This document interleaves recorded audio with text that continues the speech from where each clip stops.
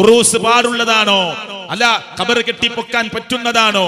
ഖബറാളിയോട് ദുആ ചെയ്യാൻ പറ്റുമോ? ഖബറാളിയോട് ഇസ്തിആനത്ത് നടത്താൻ പറ്റുമോ? ഖബറാളിയോട് ഇസ്തിഗാസ നടത്താൻ പറ്റുമോ? ഇങ്ങനെ പലതും നമ്മുടെ മനസ്സിലുണ്ടാകാം. നമുക്കിടയിൽ ജീവിച്ചു മരിച്ചുപോയ 60 കൊല്ലം അല്ലെങ്കിൽ 60 കൊല്ലത്തിലധികം ജീവിച്ച CM എന്ന് പറയുന്ന കോഴിക്കോട്ടുകാരനായ മനുഷ്യനെ അള്ളാഹുവാണ് പടച്ചവനാണ് എന്ന് പാട്ടുപാടുമ്പോ മൗനം പാലിച്ചു നിൽക്കേണ്ടവരാണോ നമ്മള്? ശരിയല്ലെന്ന് പറഞ്ഞു കൊടുക്കേണ്ടവരാണോ? അതെ, രാഷ്ട്രീയത്തിന് വേണ്ടി തന്റെ കൈവിരലുകൾ ചുരുട്ടിപ്പിടിച്ച് മുഷ്ടി വായുവിലേക്ക് ചുരുട്ടിയെറിഞ്ഞ് മുദ്രാവാക്യത്തിന്റെ ഉദ്ഘോഷങ്ങൾ നടത്തി രാഷ്ട്രീയത്തിന് വേണ്ടി റോഡ് സൈഡുകളിലൂടെ പ്രകടനവുമായി കടന്നു പോകുന്ന യൂത്തന്മാരെന്നറിയപ്പെടുന്ന ചെറുപ്പക്കാരെ, നിങ്ങൾ ലീഗിന്റെയും കോൺഗ്രസിന്റെയും CPI-യുടെയും CPM-ന്റെയും ഒക്കെ സജീവരും സക്രിയരുമായി പ്രവർത്തകന്മാരാകാം.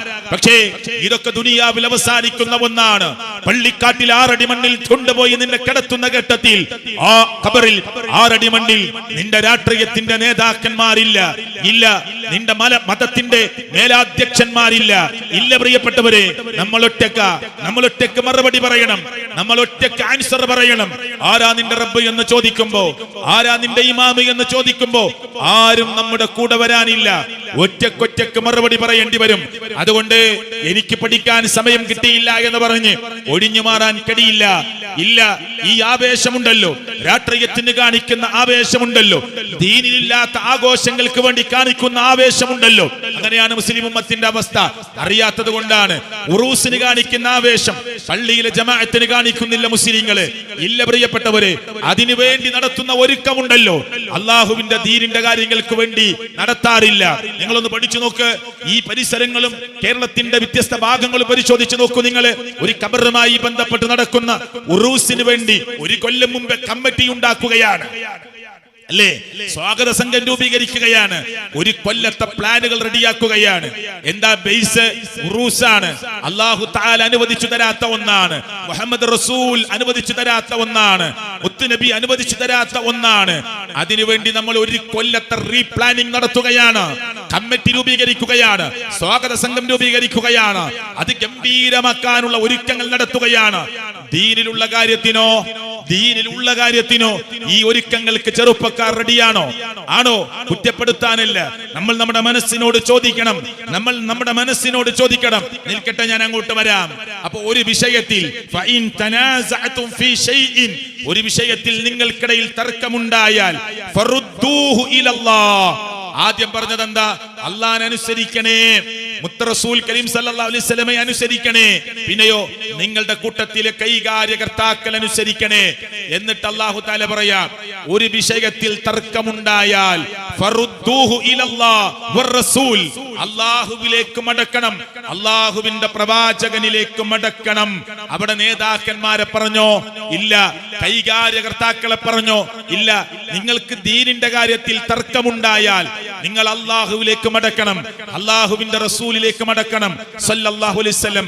നിങ്ങളുടെ പണ്ഡിതന്മാരിലേക്ക് മടക്കണമെന്നല്ല പറഞ്ഞത്, നിങ്ങളുടെ നേതാക്കന്മാരിലേക്ക് മടക്കണമെന്നല്ല പറഞ്ഞത്, നിങ്ങളുടെ സംഘടനയുടെ സെക്രട്ടറിയിലേക്ക് മടക്കണമെന്നതല്ല പറഞ്ഞത്. അല്ലാഹുവിലേക്ക് മടക്കണം, അല്ലാഹുവിന്റെ പ്രവാചകനിലേക്ക് മടക്കണം. അല്ലാഹുവിലേക്ക് മടക്കുക എന്ന് പറഞ്ഞാൽ എന്താ? അല്ലാഹുവിന്റെ കലാമാകുന്ന ഖുർആനിലേക്ക് മടക്കണമെന്നതാണ്.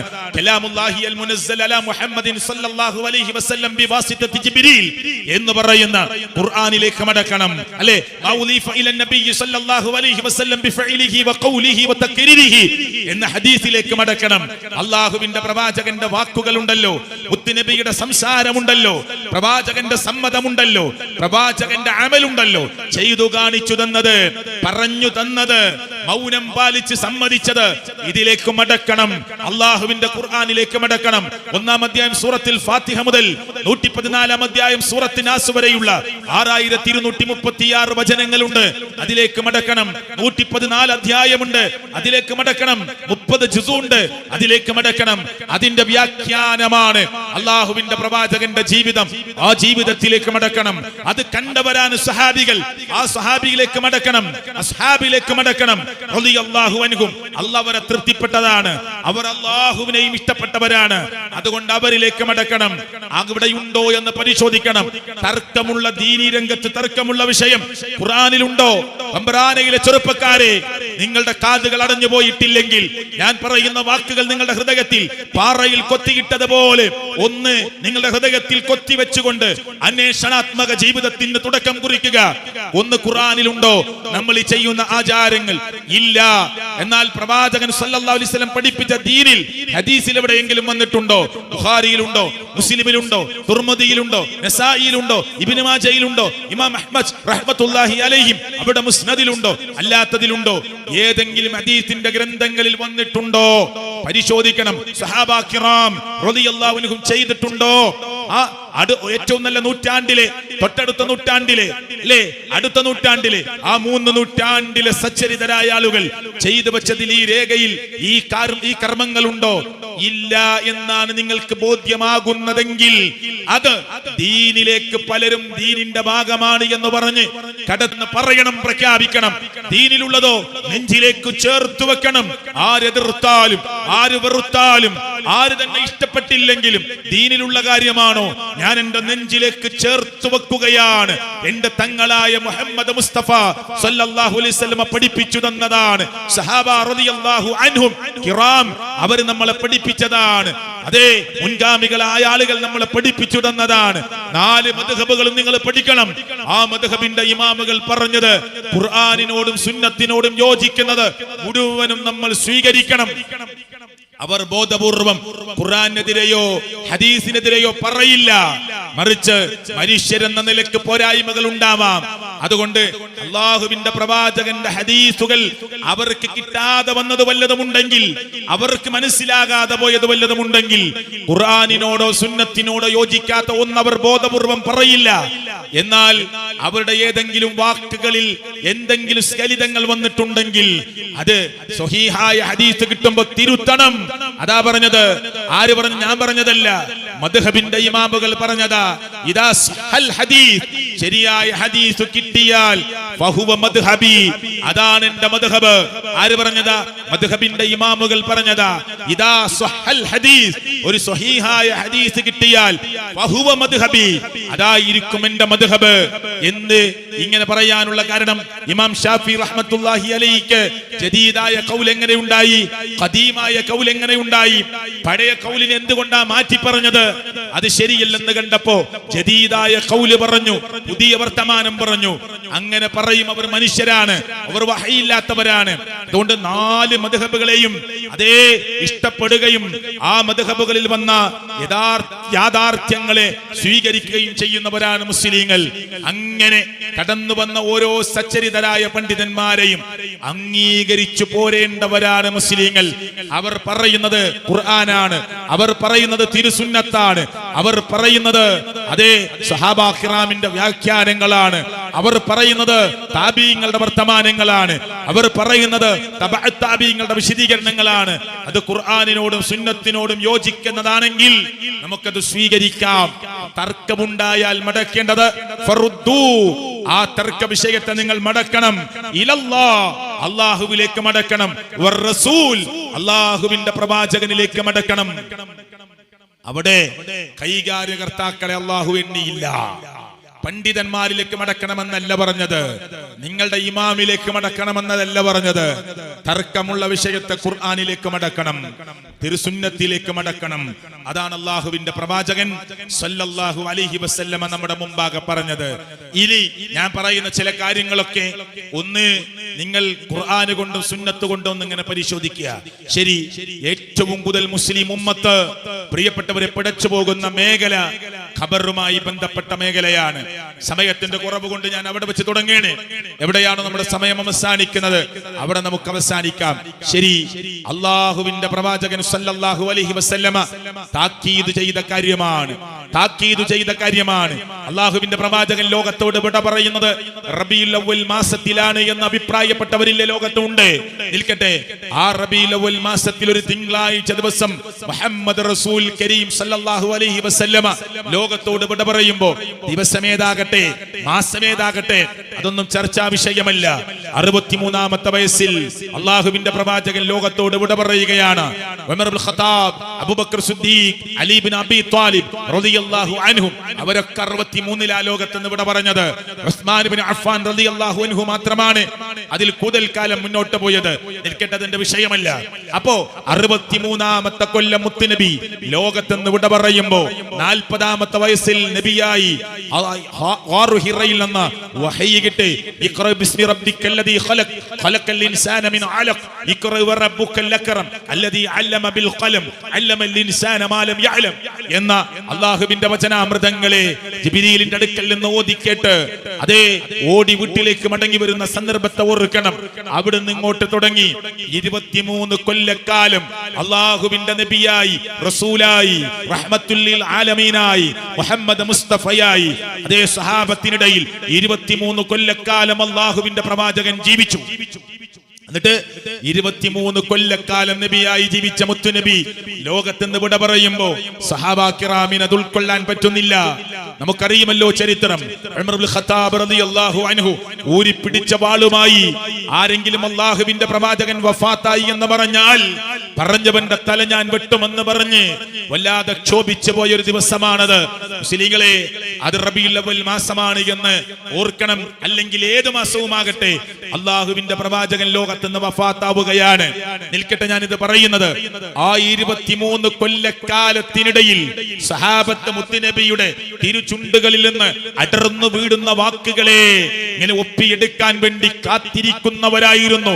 ചാണിന് ചാനായി, മുടത്തിന് മുടമായി അവരിങ്ങനെ പ്രവാചകനെ പിൻപറ്റുകയാണ്, മുത്തുനബിയെ ഇഷ്ടപ്പെടുകയാണ്, അള്ളാഹുവിന്റെ പ്രവാചകനെ സ്നേഹിക്കുകയാണ്, പ്രവാചകന്റെ കൂടെ യാത്ര ചെയ്യാൻ കൊതിക്കുകയാണ്, മുത്തുനബിയുടെ അടുത്തിരിക്കാൻ ആഗ്രഹിക്കുകയാണ്, മുത്തുനബിയുടെ കൂടെ സമയം ചെലവഴിക്കാൻ മോഹിക്കുകയാണ്. അള്ളാഹുവിന്റെ പ്രവാചകന്റെ വാക്കുകളെ കേട്ട് ഇങ്ങനെ സന്തോഷ പുളകിതരായി മാറുകയാണ് ആ സ്വഹാബാ കിറാം. പ്രിയപ്പെട്ടവരെ, അള്ളാഹുവിന്റെ പ്രവാചകൻ ലോകത്ത് നിന്ന് വഫാത്താകുന്ന അന്ന് ആയിഷ റളിയല്ലാഹു അൻഹയുടെ തോളിലേക്ക് ചെരിഞ്ഞു കിടന്ന് മടിത്തട്ടിലേക്ക് ഊർന്നിറങ്ങി അവിടെ വെച്ച് പറയുന്ന 1-2 വാചകങ്ങളുണ്ട്.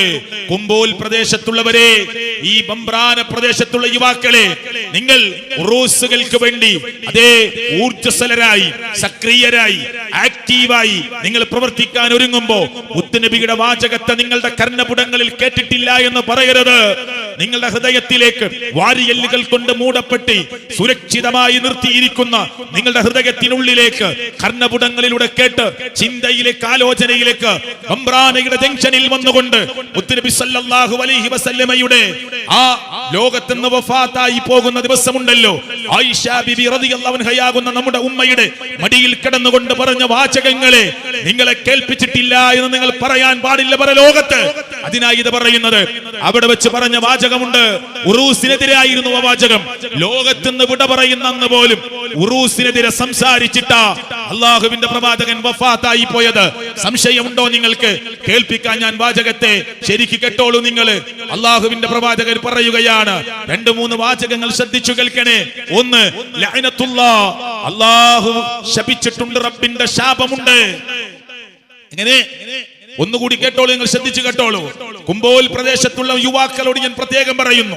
ഞാൻ ഇവിടെ എത്തിയപ്പോൾ അന്വേഷിച്ചപ്പോ 1 വർഷമായി ഉറൂസുകൾക്കുള്ള ആഘോഷത്തിന് വേണ്ടിയുള്ള ഒരുക്കങ്ങളിലാണ് യുവാക്കൾ. ഇതൊരു ത്യാഗമാണെന്ന് വിചാരിക്കുന്നു, ഇത് റബ്ബിന്റെ അടുക്കൽ നിന്ന് കൂലി കിട്ടുന്ന കാര്യമാണെന്ന് വിചാരിക്കുന്നു, അള്ളാഹുവിന്റെ പരലോകത്ത് ഉപകാരപ്പെടുമെന്ന് വിചാരിക്കുന്നു. എന്നാൽ പടച്ചവനിഷ്ടമില്ലാത്ത ഒരുക്കമാണ് നമ്മൾ നടത്തുന്നത്. അതിനുള്ള തെളിവാണ് ഞാൻ പറയുന്നത്. ശരിക്കും ശ്രദ്ധിച്ചു കേട്ടോളൂ. വഫാത്താകുന്ന മുത്തുനബി സല്ലല്ലാഹു അലൈഹി വസല്ലമ ആയിഷ ബിബി റളിയല്ലാഹു അൻഹയുടെ മടിയിൽ കിടന്നുകൊണ്ട് പറയുന്ന വാക്കെന്താണെന്നറിയോ? ലഅനത്തുല്ലാഹ് അലൽ യഹൂദി വന്നസ്വാറ, അല്ലാഹുവിന്റെ ശാപമുണ്ട് അലൽ യഹൂദി വന്നസ്വാറ, യഹൂദികൾക്ക്, നസ്വാറാക്കൾക്ക്, ജൂത ക്രിസ്ത്യാനികൾക്ക് റബ്ബിന്റെ ശാപമുണ്ട്. എന്താ കാരണമെന്നറിയുമോ? ഇത്തഖദു ഖുബൂർ അംബിയാഇഹിം മസാജിദ, അവർ അമ്പിയാക്കന്മാരുടെ ഖബറുകളെ ആരാധനാ കേന്ദ്രങ്ങളാക്കി മാറ്റിയവരാണ്, സുജൂദിന്റെ കേന്ദ്രങ്ങളാക്കി മാറ്റിയവരാണ്. അല്ലാഹു നമ്മെ കാത്തുരക്ഷിക്കുമാറാകട്ടെ. അമ്പിയാക്കന്മാരുടെ ഖബറിടങ്ങളെ സുജൂദ് ചെയ്യുന്ന ആരാധനക്കുള്ള കേന്ദ്രങ്ങളാക്കി മാറ്റി. ആര്? ക്രൈസ്തവർ. ആര്? യഹൂദികൾ. അവർക്കൊരു നബിയുടെ ഖബർ കിട്ടിയാൽ, നിങ്ങൾ ക്രിസ്ത്യാനികളുടെ സെമിത്തേരിയിൽ പോയി നോക്കൂ, അവർ മാർബിൾ ഒട്ടിച്ച്, ടൈൽസ് ഒട്ടിച്ച ഖബറുകളെ നിങ്ങൾക്ക് കാണാം, അല്ലേ? കാണാൻ പറ്റില്ലേ? എന്നാൽ അവരുടെ സ്വഭാവമാണ് അള്ളാഹുവിന്റെ പ്രവാചകൻ വഫാത്താകുന്നെന്ന് പറയുന്നത്. എന്താ പറഞ്ഞത്? എന്താ പ്രത്യേകിച്ച് നോട്ട് ചെയ്തോളൂ നിങ്ങള്. അവർക്ക് അള്ളാഹുവിന്റെ അമ്പിയാക്കന്മാരുടെ ഖബറുകൾ കിട്ടിയാൽ അവർ അതിനെ ആരാധനാ കേന്ദ്രങ്ങളാക്കി മാറ്റും. ഇനി കുമ്പോൾ പ്രദേശത്തെ ചെറുപ്പക്കാർ ശ്രദ്ധിച്ചു കേട്ടോളൂ, വമ്പ്രാനയിലെ യുവാക്കളെ ശ്രദ്ധിച്ചു കേട്ടോളൂ. എന്താ കേൾക്കേണ്ടത്? അവിടെ വെച്ച് ആ മടിത്തട്ടിൽ കിടന്ന് കാല് ചുരുട്ടുന്നു, കാല് നിവർത്തുന്നു, കൈകൾ ഉയർത്തുന്നു. അള്ളാഹുവിന്റെ പ്രവാചകൻ ലോകത്തുനിന്ന് വിട പറഞ്ഞു പോവാൻ ഒരുങ്ങുകയാണ്. ആ സമയത്ത് ചുണ്ടുകൾ ഇങ്ങനെ ഇളകുന്നു. ആയിഷ ബിബി റളിയല്ലാഹു അൻഹ ശ്രദ്ധിച്ചു കേൾക്കുന്നു. എന്താ പറയുന്നതെന്ന് അറിയുമോ? അള്ളാഹുവിനോട് 2 പ്രാർത്ഥന നടത്തുകയാണ്. തങ്ങളായ നമ്മുടെ നേതാവായ മുഹമ്മദ് മുസ്തഫ സല്ലല്ലാഹു അലൈഹി വസല്ലമ ആ പ്രാർത്ഥന ഇങ്ങനെയായിരുന്നു: അല്ലാഹുമ്മ, അല്ലാഹുവേ, ലാ തജ്അൽ ഖബരി വതനൻ യുഅബദ്. പടച്ചോനെ, എന്റെ ഖബറിനെ, അല്ലാഹുവേ, എന്റെ ഖബറിനെ ആരാധിക്കപ്പെടുന്ന ഒരു ബിംബമാക്കി കൊടുക്കരുത് റബ്ബേ. എന്റെ ഖബറിനെ ആരാധിക്കപ്പെടുന്ന ഒരു ബിംബമാക്കി കൊടുക്കരുത് റബ്ബേ. അല്ലാഹുമ്മ ലാ തജ്അൽ ഖബരി വതനൻ യുഅബദ്. ആരാധിക്കപ്പെടുന്ന ഒരു ബിംബമാക്കി എന്റെ ഖബറിനെ നീ ഒരിക്കലും വിട്ടുകൊടുക്കരുത്. ഈ നാടിന്റെ പരിസരത്ത് ഖബറുമായി ബന്ധപ്പെട്ട്, ജാറവുമായി ബന്ധപ്പെട്ട് ഉറൂസിന് വേണ്ടി ഒരുങ്ങുമ്പോ, തോരണങ്ങൾ തൂക്കാൻ ഒരുങ്ങുമ്പോ, അതിന്റെ ആഘോഷത്തിന്റെ തിമിർപ്പുകളിലേക്ക് പോകാൻ ഒരുങ്ങുമ്പോ, ലോകം കണ്ട ഏറ്റവും വലിയ റഹ്മത്തുൽ ലിൽ ആലമീനായ മുഹമ്മദ് മുസ്തഫ സല്ലല്ലാഹു അലൈഹി വസല്ലമ മരിക്കുന്നന്ന് പോലും, വഫാത്താകുന്നന്ന് പോലും യുവാക്കളെ, ലോകത്തിന്റെ രക്ഷിതാവായ റബ്ബിനോട് പറയുന്നത്, എന്റെ ഖബറിനെ ഒരിക്കലും നീ ഒരു ആരാധിക്കപ്പെടുന്ന ബിംബമാക്കി വിട്ടുകൊടുക്കരുത് റബ്ബേ. അവസാനിപ്പിച്ചില്ല. 2ാമത്തെ പ്രാർത്ഥന കൂടി കേട്ടോളൂ. അല്ലാഹുമ്മ, അല്ലാഹുവേ, ലാ തജ്അൽ ഖബരി ഈദാ, ലാ തജ്അൽ ഖബരി ഈദാ. പടച്ചവനെ, എന്റെ ഖബർ ഒരു ഉത്സവ പറമ്പാക്കി വിട്ടുകൊടുക്കരുത് പടച്ചോനെ. റബ്ബേ, എന്റെ ഖബറിനെ നീ ഒരു ഉത്സവ പറമ്പാക്കി, ഒരു ഉറൂസിന്റെ കേന്ദ്രമാക്കി മാറ്റിക്കൊടുക്കരുത് റബ്ബേ എന്ന് ലോകത്തുനിന്ന് വഫാത്താകുന്ന പോലും മുത്ത് റസൂൽ കരീം സല്ലല്ലാഹു അലൈഹി വസല്ലമ ഈ നാട്ടിലെ പണ്ഡിതന്മാരോട് പോയി ചോദിച്ചു നോക്കൂ നിങ്ങൾ. മുജാഹിദിന്റെ പ്രസംഗത്തിൽ കേട്ടതാണ്. വഫാത്താകുന്ന പോലും ഇങ്ങനെ പ്രാർത്ഥിച്ചുകൊണ്ടാണ് അള്ളാഹുവിന്റെ പ്രവാചകൻ വഫാത്തായത് എന്ന് ശരിയാണോ എന്ന് അന്വേഷിച്ചു നോക്കൂ. ഹദീസിൽ വന്നിട്ടുണ്ടോ എന്ന് അന്വേഷിച്ചു നോക്കൂ. എന്തുകൊണ്ടാണ് യുവാക്കളെ നിങ്ങൾക്ക് ഇത് തിരിച്ചറിയാൻ പറ്റാതെ പോകുന്നത്? എന്തുകൊണ്ടാണ് തിരിച്ചറിയാതെ പോകുന്നത്? പടച്ചോനെ, എന്റെ ഖബറിനെ നീ ഒരു ഉത്സവ പറമ്പാക്കി വിട്ടുകൊടുക്കരുത് അല്ലാ. പടച്ചോനെ, എന്റെ ഖബറിനെ ആരാധിക്കപ്പെടുന്ന ഒരു ബിംബമാക്കി കൊടുക്കരുത് അല്ലാ. 1400 ചില്ലാൻ വർഷങ്ങൾക്ക് മുമ്പ് ലോകത്ത് നിന്ന് വഫാത്താകുന്ന മുഹമ്മദ് റസൂൽ കരീം സല്ലല്ലാഹു അലൈഹി വസല്ലമ ദുആ ചെയ്തതാ. ആ ദുആ ഇന്നും അല്ലാഹു സ്വീകരിച്ചതുകൊണ്ട് അതേ അവിടെ ഉറൂസില്ല. മുത്തുനബിയുടെ ഖബറിന്റെ മുമ്പിൽ ഒരു ചന്ദനത്തിരിയില്ല. അല്ലാഹുവിന്റെ പ്രവാചകന്റെ ഖബറിന്റെ ചുറ്റും യന്ത്ര ഊഞ്ഞാലുകളും മരണക്കടറുകളും സർക്കസ് കൂടാരങ്ങളും ഇല്ല. അല്ലാഹുവിന്റെ പ്രവാചകന്റെ ഖബറിൽ ഇവിടുന്ന് പോകുന്ന ഉംറക്കോ ഹജ്ജിനോ പോകുന്ന ആളുകൾ ആ മുത്തുനബിയുടെ ഖബറിന്റെ അടുക്കൽ ചെന്ന് സലാം പറയാൻ വേണ്ടി പോകുമ്പോ ഒരു പച്ച പുതപ്പിട്ട് മൂടാൻ അനുവദിക്കുന്നില്ല. അവിടെ മുത്തുനബിയുടെ മുന്നിലേക്ക് കരങ്ങൾ നീട്ടി നബിയേ എന്ന് പറഞ്ഞ് പ്രാർത്ഥിക്കാൻ അനുവദിക്കുന്നില്ല. എന്തുകൊണ്ട്? അല്ലാഹുവിന്റെ പ്രവാചകന്റെ പ്രാർത്ഥനക്കുള്ള ഉത്തരമാണത്. എന്റെ ഖബറിനെ ആരാധിക്കപ്പെടുന്ന ബിംബമാക്കരുത് അല്ലാ. പടച്ചോനെ, എന്റെ ഖബറിനെ ഉത്സവ പറമ്പാക്കി കൊടുക്കരുത് അല്ലാ. ഒരു നാണയത്തൊട്ട് ഇവിടുന്ന് പോകുന്നവർക്ക് എറിയാൻ സമ്മതം കൊടുത്തിരുന്നെങ്കിൽ സൗദി ഗവൺമെന്റിന് മദീനയുടെ പരിസരത്ത് മാറ്റങ്ങളുടെ വിപ്ലവം സൃഷ്ടിക്കാനുള്ള വരുമാനം ഉണ്ടാകുമായിരുന്നു. ആയിരങ്ങളും പതിനായിരങ്ങളും ലക്ഷങ്ങളും കോടികളും അവിടെ ഇടാൻ മുസ്ലിങ്ങൾ റെഡിയാകുമായിരുന്നു. അങ്ങനെ ഒരു ആചാരം പണമെറിഞ്ഞുകൊണ്ട് കാണിക്ക സമർപ്പിച്ചുകൊണ്ട് ഒരു ആചാരമോ അനുഷ്ഠാനമോ ആരാധനയോ അള്ളാഹുവിന്റെ ദീനിലില്ലാത്തത് കൊണ്ട് സമ്മതിച്ചിട്ടില്ല. ഇന്നുവരെ സമ്മതിച്ചിട്ടില്ല. ആ പ്രാർത്ഥനയുടെ ഉത്തരമാണത്. എന്നിട്ടാണ് നമ്മുടെ നാടിന്റെ പരിസരത്തുള്ള കുമ്പോൾ പരിസരത്തുള്ള യുവാക്കൾ ഒരു വർഷക്കാലമായി ഉറൂസിന് വേണ്ടി ഒരുങ്ങുകയാണ്. ഇത് ദീനാണെന്ന് വിചാരിച്ചിട്ട, ഇത് അള്ളാഹുവിന്റെ മതത്തിലുള്ളതാണ് എന്ന് കരുതിയിട്ട, ഇത് പടലോകത്ത് കൂലി കെട്ടുമെന്ന് വിചാരിച്ചിട്ട, ഇത് പടച്ചവന്റെ കോടതിയിൽ ഉപകാരപ്പെടുമെന്ന് കരുതിയിട്ട ഇല്ല സുഹൃത്തുക്കളെ. ഇത് അള്ളാഹുവിന്റെ ദീനിലില്ലാത്തതാണെന്ന് മനസ്സിലാക്കണം. ഇത് മനസ്സിലാക്കാനും പഠിക്കാനും വേണ്ടിയാണ് ഞാൻ നിങ്ങളുടെ മുമ്പാകെ ഓർമ്മപ്പെടുത്തുന്നത്. ഈ നാട്ടിലെ ഏതെങ്കിലും ഒരു മനുഷ്യരോടുള്ള ഏതെങ്കിലും അർത്ഥത്തിലുള്ള ഒരു പ്രയാസത്തിലോ വെറുപ്പിലോ പറയുന്നതല്ല. എന്നാൽ ഖബർ സിയാറത്തുണ്ട്. എങ്ങനെ? എന്നാൽ അതേ സമയത്ത് മനസ്സിലാക്കണം, ഖബർ സിയാറത്തുണ്ട്. അള്ളാഹുവിന്റെ പ്രവാചകൻ പറഞ്ഞു, സൂറുൽ ഖുബൂർ, നിങ്ങൾ ഖബറിടം സന്ദർശിക്കണം. എന്തിനാ സന്ദർശിക്കുന്നത്? അത് നിങ്ങൾക്ക് മരണബോധം ഉണ്ടാക്കി തരും. ഇമാം മുസ്ലിം ഉദ്ധരിക്കുന്ന ഹദീസാണ്. ഇമാം മുസ്ലിം ഉദ്ധരിക്കുന്ന ഹദീസാണ്. 976 നമ്പർ പരിശോധിച്ചാൽ കിട്ടുന്ന ഹദീസാ. ഖബർ സിയാറത്ത് വേണം എന്നാണ് പറയുന്നത്. ഖബർ സിയാറത്ത് സുന്നത്താണെന്ന് പറയുന്നത്. അതെന്തിന്? മരണബോധം നിങ്ങൾക്കുണ്ടാക്കി തരും. മറ്റൊരു ഹദീസിൽ കാണാം, സൂറുൽ ഖുബൂർ, നിങ്ങൾ ഖബറുകൾ സന്ദർശിക്കണം, ഖബറുകൾ നിങ്ങൾ സിയാറത്ത് ചെയ്യണം.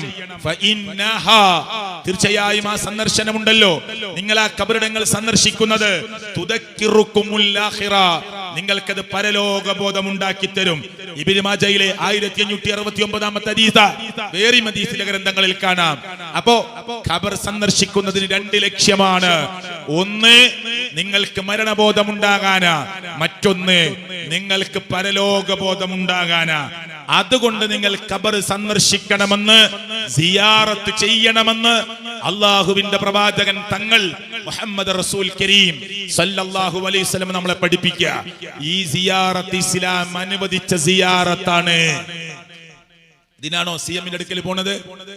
ഇതിനാണോ മമ്പറത്ത് പോകുന്നത്? ഇതിനാണോ ഏർവാടിയിൽ പോകുന്നത്? ഇതിനാണോ നാഗൂരിൽ പോകുന്നത്? ഇതിനാണോ അജ്മീരിൽ പോകുന്നത്? ഇതിനാണോ ഉള്ളാലത്ത് പോകുന്നത്? ഇതിനാണോ കുമ്പോലിൽ വരുന്നത്? ഇതിനാണോ പ്രിയപ്പെട്ടവരെ അങ്ങ് കുഞ്ഞിപ്പള്ളിയിൽ പോകുന്നത്? ഇതിനാണോ തിരുവനന്തപുരത്ത് ഭീമാ ഉമ്മാച്ചയുടെ അടുക്കൽ പോകുന്നത്? ഇതിനാണോ കാസർഗോഡ് ജില്ലയുടെ വ്യത്യസ്തമായ ഖബർസ്ഥാനുകളിൽ പോകുന്നത്? ഖബർസ്ഥാനിൽ പോകുന്നത് നമുക്ക് മരണബോധം ഉണ്ടാകാനാ. അത് ബംബ്രാനയിൽ ഖബർസ്ഥാനുണ്ടോ? അവിടെ പോയാൽ മതി. അല്ല, നിങ്ങളുടെ പരിസര പ്രദേശത്ത് ഖബർസ്ഥാനുണ്ടോ? അവിടെ പോയാൽ മതി. ഖബറാളികൾക്ക് സലാം പറയുക, എന്നിട്ട് ഖബർ സന്ദർശിക്കുക. ആ ഖബറിലെ ശരിക്ക് ഖബറിനെ കുറിച്ച് ആലോചിക്കുക. സ്വാഭാവികമായി നമ്മുടെ മനസ്സുകളിലേക്ക് ഇങ്ങനെ മരണബോധം കയറി വരും. ഞാനും വരേണ്ടവനാണ് ഈ ഖബറിലേക്ക്, ഞാനും വന്ന് കിടക്കേണ്ടവനാണ് ഈ 6 അടി മണ്ണിൽ കുത്തിയിട്ട് റെഡിയാക്കി വെച്ച ഖബറുണ്ടവിടെ. അതിലേക്ക് ഇങ്ങനെ നോക്കുമ്പോ ഞാനും വന്ന് കിടക്കേണ്ടവനാണല്ലോ ഈ കുടുസതയുള്ള ഖബറിൽ എന്ന് നമ്മുടെ മനസ്സുകളിൽ ഇങ്ങനെ കയറി വരും. അതിനാണ് ഖബർ സിയാറത്ത് ചെയ്യണമെന്ന് പറഞ്ഞത്. അള്ളാഹുവിന്റെ പ്രവാചകന്റെ ഖബർ പോലും ഒരു ചാണിനേക്കാൾ ഉയർന്നിട്ടില്ല. കളവ് പറയുന്നവർ ലോകത്തുണ്ട്, അള്ളാഹു അവർക്ക് പുറത്തു കൊടുക്കുമാറാകട്ടെ. അള്ളാഹുവിന്റെ പ്രവാചകന്റെ ഖബർ പോലും ഒരു ചാണിനേക്കാൾ ഉയർന്നിട്ടില്ല. ഞാനല്ല ഇത് പറയുന്നത്, സ്വഹാബികളാണ് പറഞ്ഞത്. ഏതെങ്കിലും പ്രസ്ഥാനമല്ല ഇത് പറയുന്നത്, സ്വഹാബികളാണ് പറയുന്നത്. ഇസ്ലാമിക ഗ്രന്ഥങ്ങളിലാണ് ഇത് പറയുന്നത്. ഇങ്ങനെയാണ് ഗ്രന്ഥത്തിൽ കാണുന്നത്. റുഫിഅ ഖബറുഹു, മുത്ത് റസൂൽ കരീം സല്ലല്ലാഹു അലൈഹി വസല്ലമയുടെ ഖബർ ഉയർത്തപ്പെട്ടിട്ടുണ്ട്. മിനൽ അർളി, ഭൂമിയിൽ നിന്ന് നഹ്വം മിൻ ശിബർ, നഹ്വം മിൻ ശിബർ, ഒരു ചാണോളം ചരക്കല്ലുകൾ ഇങ്ങനെ വാരി വിതറിയിട്ടതുപോലെ ഒരു ചാണുയരത്തിൽ പൊന്തി നിൽക്കുന്ന ഖബറായിരുന്നു അള്ളാഹുവിന്റെ പ്രവാചകൻ സല്ലല്ലാഹു അലൈഹി വസല്ലമയുടെ ഖബറെന്ന് കണ്ട സ്വഹാബികൾ എഴുതി വച്ചിരിക്കുകയാണ്. ഉംറക്ക് പോയപ്പോ, ഹജ്ജിന് പോകുമ്പോ, അല്ല സൗദി ഭാഗത്തേക്ക് പോകുമ്പോ, മദീനയുടെ ഭാഗത്തേക്ക് പോകുമ്പോ അവസരം കിട്ടിയാൽ മുഹമ്മദ് റസൂൽ കരീം സല്ലല്ലാഹു അലൈഹി വസല്ലമയുടെ ഖബറിന്റെ അടുത്ത് ചെന്ന് സലാം പറയാൻ കൊതിക്കുന്നവരാണ് നമ്മളൊക്കെ. അങ്ങനെ ചെല്ലുമ്പോ നമ്മളിങ്ങനെ നോക്കിയിട്ട് ആളുകൾ പറയും, ഞാൻ കണ്ടു അള്ളാഹുവിന്റെ പ്രവാചകൻ തങ്ങളുടെ ഖബറ്. അത് ഇങ്ങനെ കുമ്പോലുള്ളത് പോലെ, ഉള്ളാളത്തുള്ളത് പോലെ, ആ മമ്പുറത്തുള്ളത് പോലെ, ഏർവാടിയിലുള്ളത് പോലെ, നാഗൂരിലുള്ളത് പോലെ, അജ്മീരിലുള്ളത് പോലെ, അല്ല പ്രിയപ്പെട്ടവരെ, ഇറാഖിലും ഇറാനിലും ഉള്ളത് പോലെ പൊന്തി നിൽക്കുന്ന ഒരു ജാറമാണ് എന്ന് പറയുന്നവർ കണ്ടിട്ട് പറയുന്നതല്ല. അള്ളാഹു പുറത്തു കൊടുക്കുമാറാകട്ടെ. ഊഹത്തിന്റെ അടിസ്ഥാനത്തിൽ പറയുന്നതാണ്. നമ്മൾ ആരും മുത്തുനബിയുടെ ഖബർ കണ്ടിട്ടില്ല, കാണാൻ പറ്റിയ നിലയിലല്ല ഉള്ളത്. ആയിഷ ബീവി റളിയല്ലാഹു അൻഹയുടെ ആ ഉമ്മയുടെ റൂമിനുള്ളിലാണ് ഖബറുള്ളത്. അന്ന് ഈത്തപ്പന ഓല കൊണ്ട് മറച്ചുണ്ടാക്കിയ റൂമായിരുന്നു. അതൊക്കെ ദ്രവിച്ചു പോയപ്പോ നമ്മളൊക്കെ വീട് കെട്ടിയതുപോലെ ചുമര് കൊണ്ട് കെട്ടിയുണ്ടാക്കിയ റൂമാ. ആ റൂമിനുള്ളിലാണ് ഖബറുള്ളത്. ആർക്കും കാണാൻ പറ്റിയ നിലയിലല്ല. അതുകൊണ്ട് കളവ് പറയരുത്, ഞാൻ കണ്ടു എന്ന് പറയരുത്. കാണാൻ പറ്റിയ നിലയിലല്ല. കണ്ടവരാരാ? സഹാബികളാ. അവരെഴുതി വെച്ചതോ റുഫിഅ ഖബറുഹു, മുത്തുനബി സല്ലല്ലാഹു അലൈഹി വസല്ലമയുടെ ഖബർ ഉയർന്നിട്ടുണ്ട്. മിനൽ അർളി, ഭൂമിയിൽ നിന്ന് നഹ്വം മിൻ ശിബർ, ഒരു ചാണോളം മാത്രമേ അത്രേ അള്ളാഹുവിന്റെ പ്രവാചകന്റെ ഖബർ ഉയർന്നിട്ടുള്ളൂ എന്ന് കണ്ട സ്വഹാബികൾ എഴുതി വെക്കുകയാണ്. അതുകൊണ്ട് പ്രിയപ്പെട്ടവരെ, ഇത് പറയുന്നത് ആരാന്നറിയോ? നമ്മുടെ കൂട്ടത്തിൽപ്പെട്ട ഏതെങ്കിലും ഒരാളല്ല. ജാബിർ റളിയല്ലാഹു അൻഹു ആണ് പറയുന്നത്. ഒരു ചാണ് ഉയർന്നിട്ടുള്ളൂ എന്ന് പറയുന്നത്. ഇബ്നു ഹിബ്ബാൻ ഉദ്ധരിക്കുകയാണ്. 2160 ഹദീസ് നിങ്ങൾ നോക്കിക്കോ, 6635 ഹദീസ് നോക്കിക്കോ. ഇതൊന്നും ശിഹാബ് അടക്കരയുടെ ഏതെങ്കിലും പിന്നെ വെറും വർത്തമാനത്തിലോ മുജാഹിദ് പ്രസ്ഥാനത്തിന്റെ വെറും വർത്തമാനത്തിലോ പറയുന്നതല്ല. ഹദീസിന്റെ ഗ്രന്ഥങ്ങൾ പരിശോധിച്ചാൽ കാണാം, ഒരു ചാൺ ഉയരത്തിലെ മുത്തുനബിയുടെ ഖബർ ഉയർന്നിട്ടുള്ളൂ എന്ന്. അതാണ് അതിന്റെ വസ്തുത. അതുകൊണ്ട് പ്രിയപ്പെട്ട ഈ നാട്ടിലെ സഹോദരങ്ങളെ, യുവാക്കളെ, നിങ്ങൾ വിഷയത്തെ പഠിക്കാൻ തയ്യാറാകണം. മാത്രമല്ല, അള്ളാഹുവിന്റെ പ്രവാചകൻ സല്ലല്ലാഹു അലൈഹി വസല്ലമ ഇമാം മുസ്ലിം ഉദ്ധരിക്കുന്ന ഹദീസിൽ 970 നമ്പറായി കൊടുക്കുന്ന ഹദീസ് എന്തെന്നറിയുമോ? മുത്തുനബിയുടെ ഒരു കൽപ്പനയാണ്. സഹാബത്ത് പറയുകയാണ്, നഹാ റസൂലുള്ളാഹ്, അള്ളാഹുവിന്റെ പ്രവാചകൻ നിരോധിച്ചിട്ടുണ്ട്, ഖബർ നിങ്ങൾ കുമ്മായമടിക്കരുത്. ഉറൂസിന് വേണ്ടി നമ്മൾ ഒരുങ്ങുമ്പോ എത്ര വലിയ മഹാന്റെ ഖബറാകട്ടെ, എത്ര വലിയ മഹാത്മാവിന്റെ ഖബറാകട്ടെ, മുത്തുനബിയാണ് പറയുന്നത്, ഒരു ഖബറിന്റെ മേലെ നിങ്ങൾ കുമ്മായമോ സിമന്റോ പൂശരുത്. ഖബറിന്റെ മേലെ നിങ്ങൾ കുമ്മായമോ സിമന്റോ പൂശരുത്. ഖബറിന്റെ മേലെ നിങ്ങൾ കെട്ടിപ്പടുക്കരുത്. ഖബറിന്റെ മേലെ നിങ്ങൾ കയറിയിരിക്കരുത്. ഖബറിന്റെ മേലെ നിങ്ങൾ എഴുതരുത്. ആരാ പറഞ്ഞത്? അള്ളാഹുവിന്റെ പ്രവാചകൻ. ആ നബിയേക്കാൾ നമുക്ക് ഇഷ്ടപ്പെടുന്ന ലോകത്താരുണ്ട് പ്രിയപ്പെട്ടവരെ? എനിക്ക് എന്റെ ഉമ്മയേക്കാൾ, നമുക്ക് നമ്മുടെ ഉമ്മയേക്കാൾ, നമ്മുടെ വാപ്പയേക്കാൾ, ജേട്ടനേക്കാൾ, അനിയനേക്കാൾ, കച്ചവടത്തെക്കാൾ, ക്രയവിക്രയത്തെക്കാൾ, ഇടപാടുകളെക്കാൾ, ആസ്തിയേക്കാൾ, വീടിനേക്കാൾ, സർവ്വതിനേക്കാൾ നമുക്കിഷ്ടം അള്ളാഹുവിന്റെ പ്രവാചകനോടാണ്. ആ പ്രവാചകനാണ് പറയുന്നത്, ഖബറിന്റെ മേലെ നിങ്ങൾ കുമ്മായമടിക്കരുത്, ഖബറിന്റെ മേലെ നിങ്ങൾ സിമന്റ് പൂശരുത്, ഖബറിന്റെ മേലെ നിങ്ങൾ എടുപ്പുണ്ടാക്കരുത്, ഖബറിന്റെ മേലെ നിങ്ങൾ എഴുതരുത്, ഖബറിന്റെ മേലെ നിങ്ങൾ കയറിയിരിക്കരുത്. അള്ളാഹുവിന്റെ പ്രവാചകനാ പറയുന്നത്. ഹദീസിന്റെ നമ്പർ വരെ ഞാൻ നിങ്ങളുടെ മുമ്പാകെ കേൾപ്പിച്ചു. എന്തിന്? ഇത് ഇസ്ലാമല്ല എന്ന് മനസ്സിലാക്കാനാണ്. അതുകൊണ്ട് കുമ്പോലിലെ ഈ വമ്പ്രാനയിലെ എന്നെ കേട്ടവരെ, നിങ്ങളോട് ഈ വൈകിയ വേളയിൽ വ്യത്യസ്ത വിഷയങ്ങളിലേക്ക് കടന്നു പോകാൻ ഒരുപക്ഷെ സമയമുണ്ടാവില്ല. പക്ഷെ പറയുന്ന കാര്യത്തിൽ നിങ്ങൾക്ക് അതിന്റെ സത്യസന്ധമായ അവസ്ഥ മനസ്സിലാക്കണം. പോരാ, ഇനിയും തെളിവ് വേണോ? ഇനിയും ഞാൻ പറയാം, കേട്ടോളൂ. ഈ പരിസരത്ത് സമസ്തയുടെ പള്ളികൾ ഉണ്ടാകും, അവിടെ പണ്ഡിതന്മാരുണ്ടാകും. പ്രത്യേകിച്ച് കുമ്പോലിലും ബംബ്രാനയിലും ഒക്കെ ധാരാളം മുസ്ലിങ്ങൾ തിങ്ങിപ്പാർക്കുന്ന സ്ഥലമാണ്. ഈ നാട്ടിൽ പള്ളിയുണ്ട്, പള്ളിയിൽ കിതാബുകൾ സൂക്ഷിച്ചിട്ടുണ്ട്. ആ കിതാബുകളിൽ ഷാഫി മദ്ഹബിന്റെ ഗ്രന്ഥത്തിൽ, പള്ളി ദർസിൽ വരെ പഠിപ്പിക്കുന്ന ഗ്രന്ഥങ്ങളിൽ അസ്സബാജിർ എന്ന് പറയുന്ന ഗ്രന്ഥത്തിൽ കാണാം, എന്ത്? ഖബറുകൾക്ക് മേലെ കെട്ടിയുണ്ടാക്കിയ എടുപ്പുകൾ, കുബ്ബകൾ, അത് പൊളിച്ചു നീക്കണം. ഞാനല്ല പറയുന്നത്, പള്ളി ദർസിൽ പഠിപ്പിക്കുന്ന കിതാബുകളിലാണ് പറയുന്നത്. കേട്ടോളൂ. വതജിബുൽ മുബാദറ വതജിബുൽ മുബാദറതു ലിഹദ്മിഹാ വഹദ്മിൽ ഖിബാബില്ലതി അലൽ ഖുബൂർ ഇദ് ഹിയ അലറു മിൻ മസ്ജിദിൽ ദിറാർ. എന്താ അതിന്റെ അർത്ഥം? ഖബറുകൾക്ക് മേലെ ഉണ്ടാക്കിയ എടുപ്പുകൾ, കുബ്ബകൾ, അത് പൊളിച്ചു നീക്കൽ നിർബന്ധമാണ്. പൊളിച്ചു നീക്കൽ നിർബന്ധമാണ്. പറ്റുമെങ്കിൽ പൊളിച്ചോന്നല്ല, പൊളിച്ചു നീക്കൽ നിർബന്ധമാണ്. ഒരു ഖബർ കെട്ടിപ്പൊക്കി ജാറമാക്കിയാൽ ഏതെങ്കിലും ഒരാൾക്ക് പൊളിച്ചു നീക്കാൻ പാടില്ല. ഇല്ല, ഇതൊരു ജനാധിപത്യ രാജ്യമാണ്. ഏതെങ്കിലും പള്ളിയുടെ മുമ്പിലുള്ള ജാറം വേറെ ഏതെങ്കിലും ആളുകൾ പോയി പൊളിച്ചാൽ അത് തീവ്രപരമായ നിലപാടാണ്. പോലീസ് കേസെടുക്കേണ്ടതാണ്. കാരണം അത് അനുവദിച്ചു തരുന്ന രാജ്യമല്ല ഇത്. അല്ല, പിന്നെ ആരാണത് പൊളിച്ചു നീക്കേണ്ടത്? ഉണ്ടാക്കിയവരാണ് പൊളിക്കേണ്ടത്. ഇത് ശരിയല്ലെന്ന് മനസ്സിലാക്കി അവർക്ക് പൊളിക്കാം, നമുക്കോ അത് പറഞ്ഞു കൊടുക്കാം. എന്നാൽ പള്ളി ദർസിൽ പഠിപ്പിക്കുന്ന കിതാബ് പറയുന്നതോ വതജിബുൽ മുബാദറതു ലിഹദ്മിഹാ വഹദ്മിൽ ഖിബാബില്ലതി അലൽ ഖുബൂർ. ഖബറുകൾക്ക് മേലെ ഉണ്ടാക്കിയ എടുപ്പുകളും കുബ്ബകളും പൊളിച്ചു നീക്കൽ നിർബന്ധമാണ്. ഇത് ഹിയ അലറു മിൻ മസ്ജിദിൽ ദിറാർ. കപട വിശ്വാസികൾ ഉണ്ടാക്കിയ മസ്ജിദുൽ ദിറാറിനേക്കാൾ അപകടം പിടിച്ച കാര്യമാണത്. പോരാ, വീണ്ടും കിതാബ് പറയുന്നു, ലിഅന്നഹാ ഉസ്സിസത് അലാ മഅസിയത്തി റസൂലില്ലാഹി സ്വല്ലല്ലാഹു അലൈഹി വസല്ലം.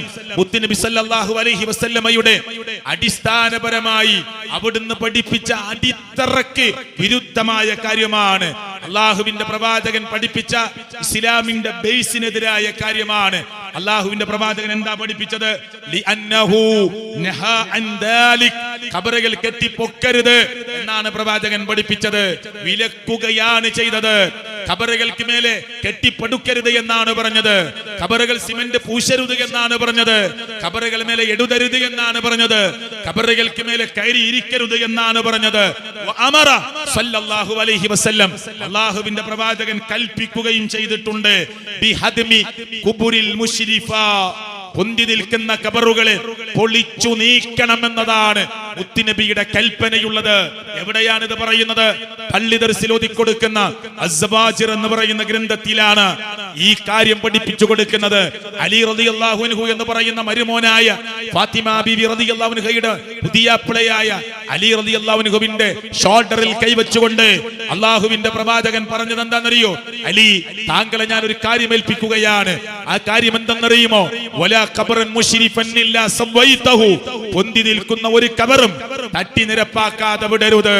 പൊന്തി നിൽക്കുന്ന ഒരു ഖബർ കണ്ട അലി റളിയല്ലാഹു അൻഹു പറയാ, തങ്ങളായ മുത്തുനബി പറയാ സല്ലല്ലാഹു അലൈഹി വസല്ലം, അലി, പൊന്തി നിൽക്കുന്ന ഖബർ കണ്ട സാധാരണ ഖബറാക്കി മാറ്റണം. പണ്ഡിതന്മാര് സാധാരണക്കാർക്ക് പറഞ്ഞു കൊടുക്കണം. എന്താ അറിയോ? അതൊക്കെ ഉണ്ട് കിതാബില്. അങ്ങനെയൊക്കെ നബി പറഞ്ഞിട്ടുണ്ട്. അങ്ങനെയൊക്കെ അലി റളിയല്ലാഹുവിനെ ഏൽപ്പിച്ചിട്ടുണ്ട്. അത് വലിയ മഹത്തുക്കളുടെയോ പണ്ഡിതന്മാരുടെയോ ഖബറല്ല. അതെവിടുന്ന കിട്ടിയത്? അതെവിടുന്ന് കിട്ടി? അങ്ങനെ ഉണ്ടോ ഹദീസില്? അങ്ങനെ ഉണ്ടോ? ഇല്ല സുഹൃത്തുക്കളെ. മുസ്ലിങ്ങൾക്ക് എല്ലാവർക്കും ആവശ്യകത്തിൽ ഒരൊറ്റ നിയമമാണ്.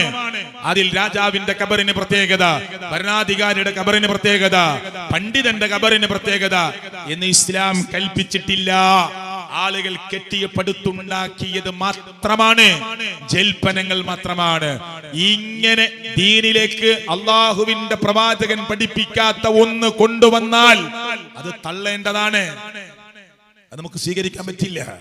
ആയിഷ ബീബി റളിയല്ലാഹു അൻഹ പറയാ, അല്ലാഹുവിന്റെ പ്രവാചകൻ പറഞ്ഞു, മൻ അഹ്ദസ ഫീ അംരിനാ, നമ്മുടെ ഈ കാര്യത്തിൽ, നമ്മുടെ ഈ മതത്തിൽ, നിങ്ങളുടെ മുമ്പിൽ ഞാൻ പഠിപ്പിച്ചു തന്ന അൽ ഇസ്ലാം എന്ന് പറയുന്ന ഈ മതത്തിൽ, മൻ അഹ്ദസ ഫീ അംരിനാ ഹാദാ മാ ലൈസ മിൻഹു ഫഹുവ റദ്ദുൻ, അത് ആരെങ്കിലും പുതുതായി ഒന്ന് കടത്തി കുട്ടിയാൽ അത് ദീനിൽപ്പെട്ടതല്ല, ഫഹുവ റദ്ദുൻ, അത് തള്ളേണ്ടതാണ് എന്ന് അല്ലാഹുവിന്റെ പ്രവാചകൻ സല്ലല്ലാഹു അലൈഹി വസല്ലമ യാതൊരു സംശയത്തിനും ഇടമില്ലാത്ത വിധത്തിൽ കൃത്യമായി പഠിപ്പിക്കുക.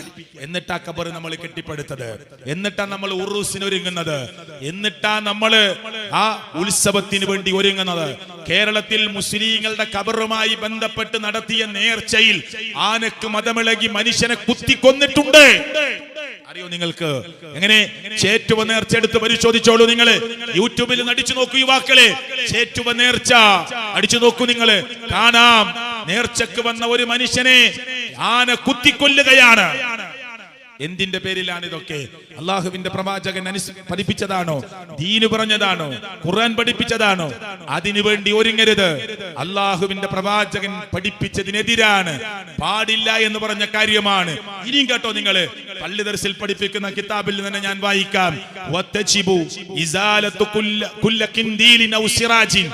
ആ ഖബറുകൾക്ക് മീതെ വെച്ചിരിക്കുന്ന വിളക്കുകൾ, അതുമായി ബന്ധപ്പെട്ട തോരണങ്ങൾ എന്തുമാകട്ടെ, അത് നീക്കം ചെയ്യൽ നിർബന്ധമാണ്. എന്താ പറയുന്നത്? ഖബറിന്റെ മേലെ വെച്ച വിളക്കുകളാകട്ടെ, അതുമായി ബന്ധപ്പെട്ടതാകട്ടെ, അത് നീക്കം ചെയ്യൽ നിർബന്ധമാണ്. അത് വഖഫ് ചെയ്യൽ സ്വഹീഹല്ല, നേർച്ച ചെയ്യലും സ്വഹീഹല്ല. ഖബറിലേക്ക് ഒരു വിളക്ക് തൂക്കുക, ഖബറിന്റെ മേലെ തോരണം തൂക്കുക, ഖബറിനെ അലങ്കരിക്കുക, അത് വഖഫ് ചെയ്യൽ ശരിയല്ല, അത് നേർച്ചയാക്കൽ ശരിയല്ല. ഇതൊക്കെ പള്ളി ദർസിൽ പഠിപ്പിക്കുന്ന കിതാബിൽ അസ്സവാജിർ 1-ാം വാള്യം എടുത്തോളൂ, 149-ാമത്തെ പേജ് എടുത്തോളൂ, നിങ്ങൾക്ക് കാണാൻ പറ്റും. ഇത്ര ക്ലിയറായി അള്ളാഹുവിന്റെ ദീന് ഈ വിഷയത്തെ നമ്മളെ പഠിപ്പിക്കുകയാണ്. പോരാ, ആ ഖബറിൽ കിടക്കുന്ന, അത് കുമ്പോലാകട്ടെ, ബംബ്രാനയിലാകട്ടെ, പരിസര പ്രദേശത്ത് ഉള്ളാലാകട്ടെ, അങ്ങ് മംഗലാപുരം ഭാഗത്താകട്ടെ, അങ്ങപ്പ് കാസർഗോഡാകട്ടെ, എവിടെയുമാകട്ടെ, ഒരു ഖബറാളിക്ക് മുന്നിൽ ചെന്നുകൊണ്ട് അവരുടെ തഖർറുബ് പ്രതീക്ഷിച്ചുകൊണ്ട്, സാമീപ്യം പ്രതീക്ഷിച്ചുകൊണ്ട്, ഖബറാളിയുടെ സാമീപ്യം പ്രതീക്ഷിച്ചുകൊണ്ട് ഒരു നേർച്ച ചെയ്താൽ ഇസ്ലാമിന്റെ വിധി എന്താ? ആരാത് പറയണത്? ഷാഫി മദ്ഹബിലെ പണ്ഡിതന്മാരെടുത്തോളി നിങ്ങൾ, ഇബ്നു ഹജറുൽ ഹൈതമി എടുത്തോളി. എന്താ പറയുന്നത് കേട്ടോളൂ നിങ്ങൾ. വഇൻ ഖുസിദ ബിഹാദൻ നദിരി, ശരിക്ക് ശ്രദ്ധിച്ചു കേട്ടോളൂ. വഇൻ ഖുസിദ ബിഹാദൻ നദിരി, ഈ നേർച്ച കൊണ്ട് ഒരാൾ ലക്ഷ്യം വെക്കുകയാണ്. എന്താണ് ലക്ഷ്യം വെക്കുന്നത്? തഖർറുബ്, ഒരു സാമീപ്യമാണ് ലക്ഷ്യം വെക്കുന്നത്. ആരുടെ ലക്ഷ്യം? ആരുടെ സാമീപ്യം? ലിമൻ ഫിൽ ഖബരി, ഈ ഖബറിൽ കിടക്കുന്നവന്റെ ഒരു തഖർറുബ്, ഒരു സാമീപ്യം, ഒരു അടുപ്പം പ്രതീക്ഷിച്ചുകൊണ്ട് നിങ്ങൾ ഒരു നേർച്ച ചെയ്താൽ ബത്വല, ആ നേർച്ച ബാത്തിലാണ്. കുമ്പോലിലെ ചെറുപ്പക്കാരെ, ഉറൂസിന് വേണ്ടി ഒരുങ്ങുന്നവരെ, ഞാൻ നിങ്ങളോട് നിഷ്കളങ്കമായി പറയുകയാണ്, ഖബറിൽ കിടക്കുന്നവന്റെ തഖർറുബ് പ്രതീക്ഷിച്ച്, ഖബറിൽ കിടക്കുന്നവന്റെ തഖർറുബ് പ്രതീക്ഷിച്ച്, സാമീപ്യം പ്രതീക്ഷിച്ച് ഒരു നേർച്ച ചെയ്താൽ ബത്വല, ആ നേർച്ച ബാത്തിലാണ്. ലിഅന്ന തഖർറുബ, പിന്നെ നിശ്ചയമായും സാമീപ്യം, ഈ തഖർറുബ് എന്നത് ഇന്നമാ യുതഖറബു ബിഹാ ഇലല്ലാഹി തആല, അല്ലാഹുവിലേക്ക് മാത്രം പ്രതീക്ഷിക്കേണ്ട ഒന്നാണ്. ലാ ഇലാ ഖൽഖിഹി, അല്ലാഹുവിന്റെ ഒരു സൃഷ്ടികളിലേക്കും പ്രതീക്ഷിക്കാൻ പാടില്ല.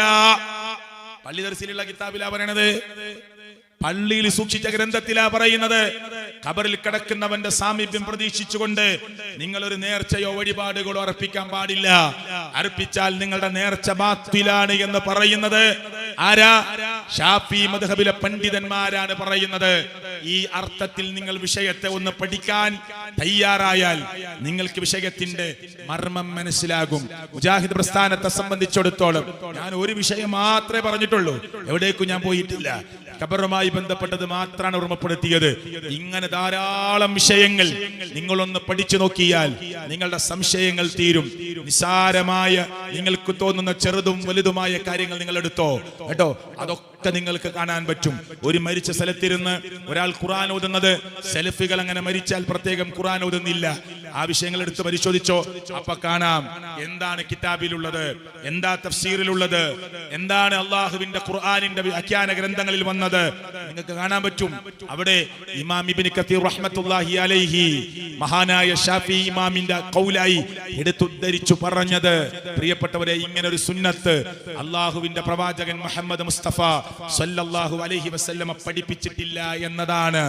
അത് അവരുടെ കസ്ബിലോ അവരുടെ അധ്വാനത്തിലോ പെട്ടതല്ല എന്നാണ് പഠിപ്പിക്കുന്നത്. മാത്രമല്ല തഫ്സീറിൽ കാണാം, ഞാൻ സമയത്തിന്റെ കുറവ് കൊണ്ട് വേഗത്തിൽ അതിൽ ഒരു വരി വായിച്ചു പോകാം. അൽ കരീമ, ഈ മഹത്തരമായ ആയത്തിൽ നിന്ന്, ഏതാണ് ആയത്ത്? വഅലൈസ ലിൽഇൻസാനി ഇല്ലാ മാ സഅ എന്ന് പറയുന്ന ആയത്തിന്റെ വ്യാഖ്യാനത്തിൽ പള്ളി ദർസിൽ ഓതുന്ന തഫ്സീറാകുന്ന ഇമാം ഇബ്നു കതീർ റഹ്മത്തുള്ളാഹി അലൈഹിയുടെ തഫ്സീർ ഇമാം ഷാഫി റഹ്മത്തുള്ളാഹി അലൈഹിയുടെ ഖൗലായി എടുത്തുദ്ധരിക്കുകയാണ്. വമിൻ ഹാദിഹിൽ ആയ അൽ കരീമ, ഈ മഹത്തരമായ ആയത്തിൽ നിന്ന് ഇസ്തംബത ശാഫിഈ റഹിമഹുല്ലാഹ് വമൻ ഇത്തബഅഹു, ഇമാം ഷാഫി റഹ്മത്തുള്ളാഹി അലൈഹി, ഇമാം ഷാഫി റഹ്മത്തുള്ളാഹി അലൈഹിയെ പിന്തുടർന്നവർ തെളിവെടുക്കുകയാണ്. എന്താ തെളിവെടുത്തത്? അന്നൽ ഖിറാഅത ലാ യസ്ലി ഇഹ്ദാഉ സബാബിഹാ ഇലൽ മൗതാ, ഒരാൾ മരിച്ച ഒരാളുടെ അടുത്തിരുന്ന് ഖുർആൻ ഓതിയാൽ ആ മരണപ്പെട്ടവനിലേക്ക് അതിന്റെ പ്രതിഫലം എത്തുകയില്ല. ഇത് ഖുർആനെതിരായത് കൊണ്ട് പറയുകയില്ല, ഖുർആൻ ഓതുന്നതിനെതിരായത് കൊണ്ട് പറയുകയില്ല. ഖുർആൻ ഓതുകയാണ് വേണ്ടത്, ഖുർആൻ പഠിക്കുകയാണ് വേണ്ടത്, അർത്ഥം മനസ്സിലാക്കുകയാണ് വേണ്ടത്. പക്ഷെ ഒരാൾ മരിച്ചു കഴിഞ്ഞാൽ ഒരു പ്രത്യേക ചടങ്ങായി അതിന്റെ ചുറ്റും ഇരുന്ന ഒരു ഖുർആൻ ഓതുന്ന രീതി അല്ലാഹുവിന്റെ പ്രവാചകനും സഹാബത്തും പഠിപ്പിച്ചിട്ടില്ല.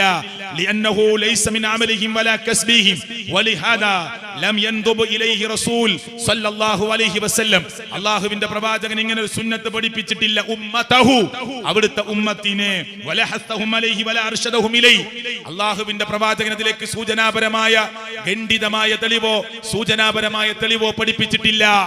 സ്വഹാബത്ത് ഇങ്ങനെ ഉദ്ധരിച്ചിട്ടില്ല.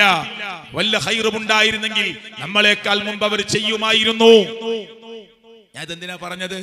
സെലഫികളെ കുറിച്ച് നിങ്ങൾ വിലയിരുത്തുമ്പോ ധാരാളം ഖുർആൻ ക്ലാസ് സംഘടിപ്പിക്കുന്നവരാ സെലഫികള്, അർത്ഥം പഠിക്കണമെന്ന് പറയുന്നവരാ. ആഴ്ചയിൽ 1 മണിക്കൂറോ 1.5 മണിക്കൂറോ QHLS-ൽ ഇരുന്ന് ഒരു 2 ആയത്തെങ്കിലും പഠിക്കണമെന്ന് പറയുന്നവരാ. എല്ലാ ദിവസവും വീട്ടിലിരുന്ന് ഖുർആൻ ഓതണമെന്ന് പറയുന്നവരാ. പക്ഷെ പിന്നെന്താ മരിച്ച സ്ഥലത്തിരുന്ന് ഒരു ഖുർആൻ ഓതുന്നതിനെ എതിർക്കുന്നത്? അങ്ങനെ ഒരു ചടങ്ങ് അള്ളാഹുവിന്റെ പ്രവാചകൻ പഠിപ്പിച്ചിട്ടില്ല. മയ്യത്ത് കൊണ്ടുപോകുമ്പോ മിണ്ടാതെയാണ് പോകേണ്ടത് എന്ന് പറയുമ്പോ എന്താ? ലാ ഇലാഹ ഇല്ലല്ലാഹ് എന്ന കലിമത്തു തൗഹീദായ ഏറ്റവും ഉന്നതമായ ആ ദിക്റിനെതിരായത് കൊണ്ട് പറയുകയാണ് എന്ന് ആരെങ്കിലും വിചാരിക്കുന്നുണ്ടോ? ഒരിക്കലും അങ്ങനെ തെറ്റിദ്ധരിച്ചു പോകരുത്. ഇമാം നബവി റഹ്മത്തുള്ളാഹി അലൈഹി പറയുകയാണ്, ആരാണ് അദ്ദേഹം? മഹാനായ പണ്ഡിതനായ അദ്ദേഹം, രണ്ടാം ഷാഫി എന്നറിയപ്പെടുന്ന ഇമാം നബവി തന്റെ ഗ്രന്ഥങ്ങളുടെ കൂട്ടത്തിൽ അൽ അദ്ഖാർ എന്ന് പറയുന്ന ഗ്രന്ഥത്തിൽ പറയുകയാണ്, അസ്സുകൂത്ത് ഫീ ഹാലി സൈരി മഅൽ ജനാസ, മയ്യത്തിന്റെ കൂടെ പോകുമ്പോൾ മിണ്ടാതെയാണ് പോകേണ്ടത്. മയ്യത്തിന്റെ കൂടെ പോകുമ്പോൾ മിണ്ടാതെയാണ് പോകേണ്ടത്. ഞാൻ ഈ പറഞ്ഞ വാചകം ഇവിടുത്തെ സമസ്തയുടെ പള്ളിയിൽ സൂക്ഷിച്ച അൽ അദ്ഖാർ എന്ന് പറയുന്ന ഗ്രന്ഥത്തിൽ ഇല്ലേ? ഉണ്ട്. പിന്നെന്താ? ലാ ഇലാഹ ഇല്ലല്ലാഹ് എന്ന ദിക്ർ നമ്മൾ എതിരായത് കൊണ്ടല്ല, അതെപ്പോഴും സമയം കിട്ടുമ്പോഴൊക്കെ ചൊല്ലുകയാണ് വേണ്ടത്. പക്ഷെ മയ്യത്ത് കൊണ്ടുപോകേണ്ടത് മൗനം പാലിച്ച്, മയ്യത്തിനെ കുറിച്ച് ആലോചിച്ച്, മനസ്സുകൊണ്ട് ദിക്ർ ചൊല്ലി, മനസ്സുകൊണ്ട് മയ്യത്തിന് ദുആ ചെയ്ത്, ഖബറിനെ കുറിച്ച് ആലോചിച്ച് മിണ്ടാതെ വർത്തമാനം പറയാതെ പോവുകയാണ് വേണ്ടത്. അസ്സുകൂതു ഫീ ഹാലി സൈരി മഅൽ ജനാസ ഫലാ യർഫഅ സൗതൻ ബിഖിറാഅത്തിൻ വലാ ദിക്രിൻ, ദിക്ർ കൊണ്ട് ശബ്ദമുയർത്തരുത്, ഖുർആൻ കൊണ്ട് ശബ്ദമുയർത്തരുത്, അല്ലാത്തത് കൊണ്ടും ശബ്ദമുയർത്തരുത്, ശബ്ദം ഉണ്ടാക്കരുത്. ഖുർആൻ ഓതിക്കൊണ്ട് ശബ്ദമുയർത്തരുത്, ദിക്ർ ചൊല്ലി ശബ്ദമുയർത്തരുത്. ഇതാണ് ഇമാം നബവി പറഞ്ഞത്. കണ്ടോ കിതാബിലുള്ളത്. അല്ലാതെ ഞങ്ങളുടെ ഇഷ്ടപ്രകാരം പറയുകയല്ല. ഏത് വിഷയം എടുത്ത് നിങ്ങൾ പരിശോധിച്ചോ അവിടെയൊക്കെ. അതുകൊണ്ട് സുഹൃത്തുക്കളെ, അള്ളാഹുവിന്റെ ദീനെ നിങ്ങൾ പഠിക്കണം. ഞാൻ മറ്റൊരു ഡേറ്റ് ഇൻഷാ അല്ലാഹ് ബംബറാനയിലേക്ക് കൊടുക്കാമെന്ന നിലക്ക് ഞാൻ എന്റെ സംസാരത്തെ ചുരുക്കുകയാണ്. കുറച്ചുകൂടി നേരത്തെ തുടങ്ങേണ്ടതാണ്. ശാരീരികമായി ചില ബുദ്ധിമുട്ടുകളും എനിക്കുണ്ട്. അതുകൊണ്ട് ദീർഘമായി സംസാരിക്കാൻ ഞാൻ മുതിരുന്നില്ല. അള്ളാഹുവിന്റെ പ്രവാചകൻ സല്ലല്ലാഹു അലൈഹി വസല്ലമയുടെ ദീനിനെ നിങ്ങൾ പഠിക്കാൻ തയ്യാറാകണം. എന്നാൽ വിഷയം നിങ്ങൾക്ക് പഠിക്കാൻ പറ്റും. ഇവിടെ സലഫി പള്ളികളുണ്ട്. അവിടേക്കൊന്ന് വെള്ളിയാഴ്ച ദിവസം ഒന്ന് പോയി കേട്ടു നോക്കുക. എത്രയോ പ്രസംഗങ്ങളും സംസാരങ്ങളും കേൾക്കുന്നവരാണ് യുവാക്കളെ നിങ്ങൾ.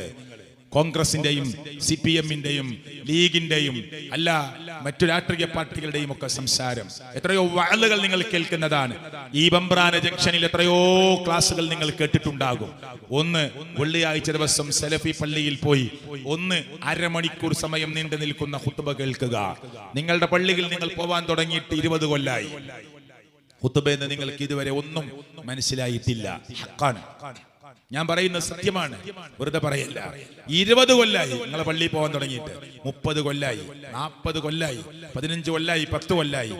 എന്തെങ്കിലും ഒന്ന് നിങ്ങൾക്ക് ഖുത്ബയിലൂടെ മനസ്സിലായിട്ടുണ്ടോ? അല്ലാഹുവിന്റെ റസൂലിന്റെ ഖുത്ബ എങ്ങനെയായിരുന്നു? അല്ലാഹുവിന്റെ റസൂലിന്റെ ഖുത്ബ എങ്ങനെയായിരുന്നു? കാനത്തിൽ നബി സല്ലല്ലാഹു അലൈഹി വസല്ലം ഖുത്ബതാനി, അല്ലാഹുവിന്റെ പ്രവാചകന്റെ ഖുത്ബ 2 ഖുത്ബയായിരുന്നു. യജ്ലിസു ബൈനഹുമാ, ആ 2 ഖുത്ബകൾക്കിടയിൽ പ്രവാചകൻ ഇരിക്കും. എന്നിട്ട് ഖുത്ബയിൽ എന്താ പറയാ?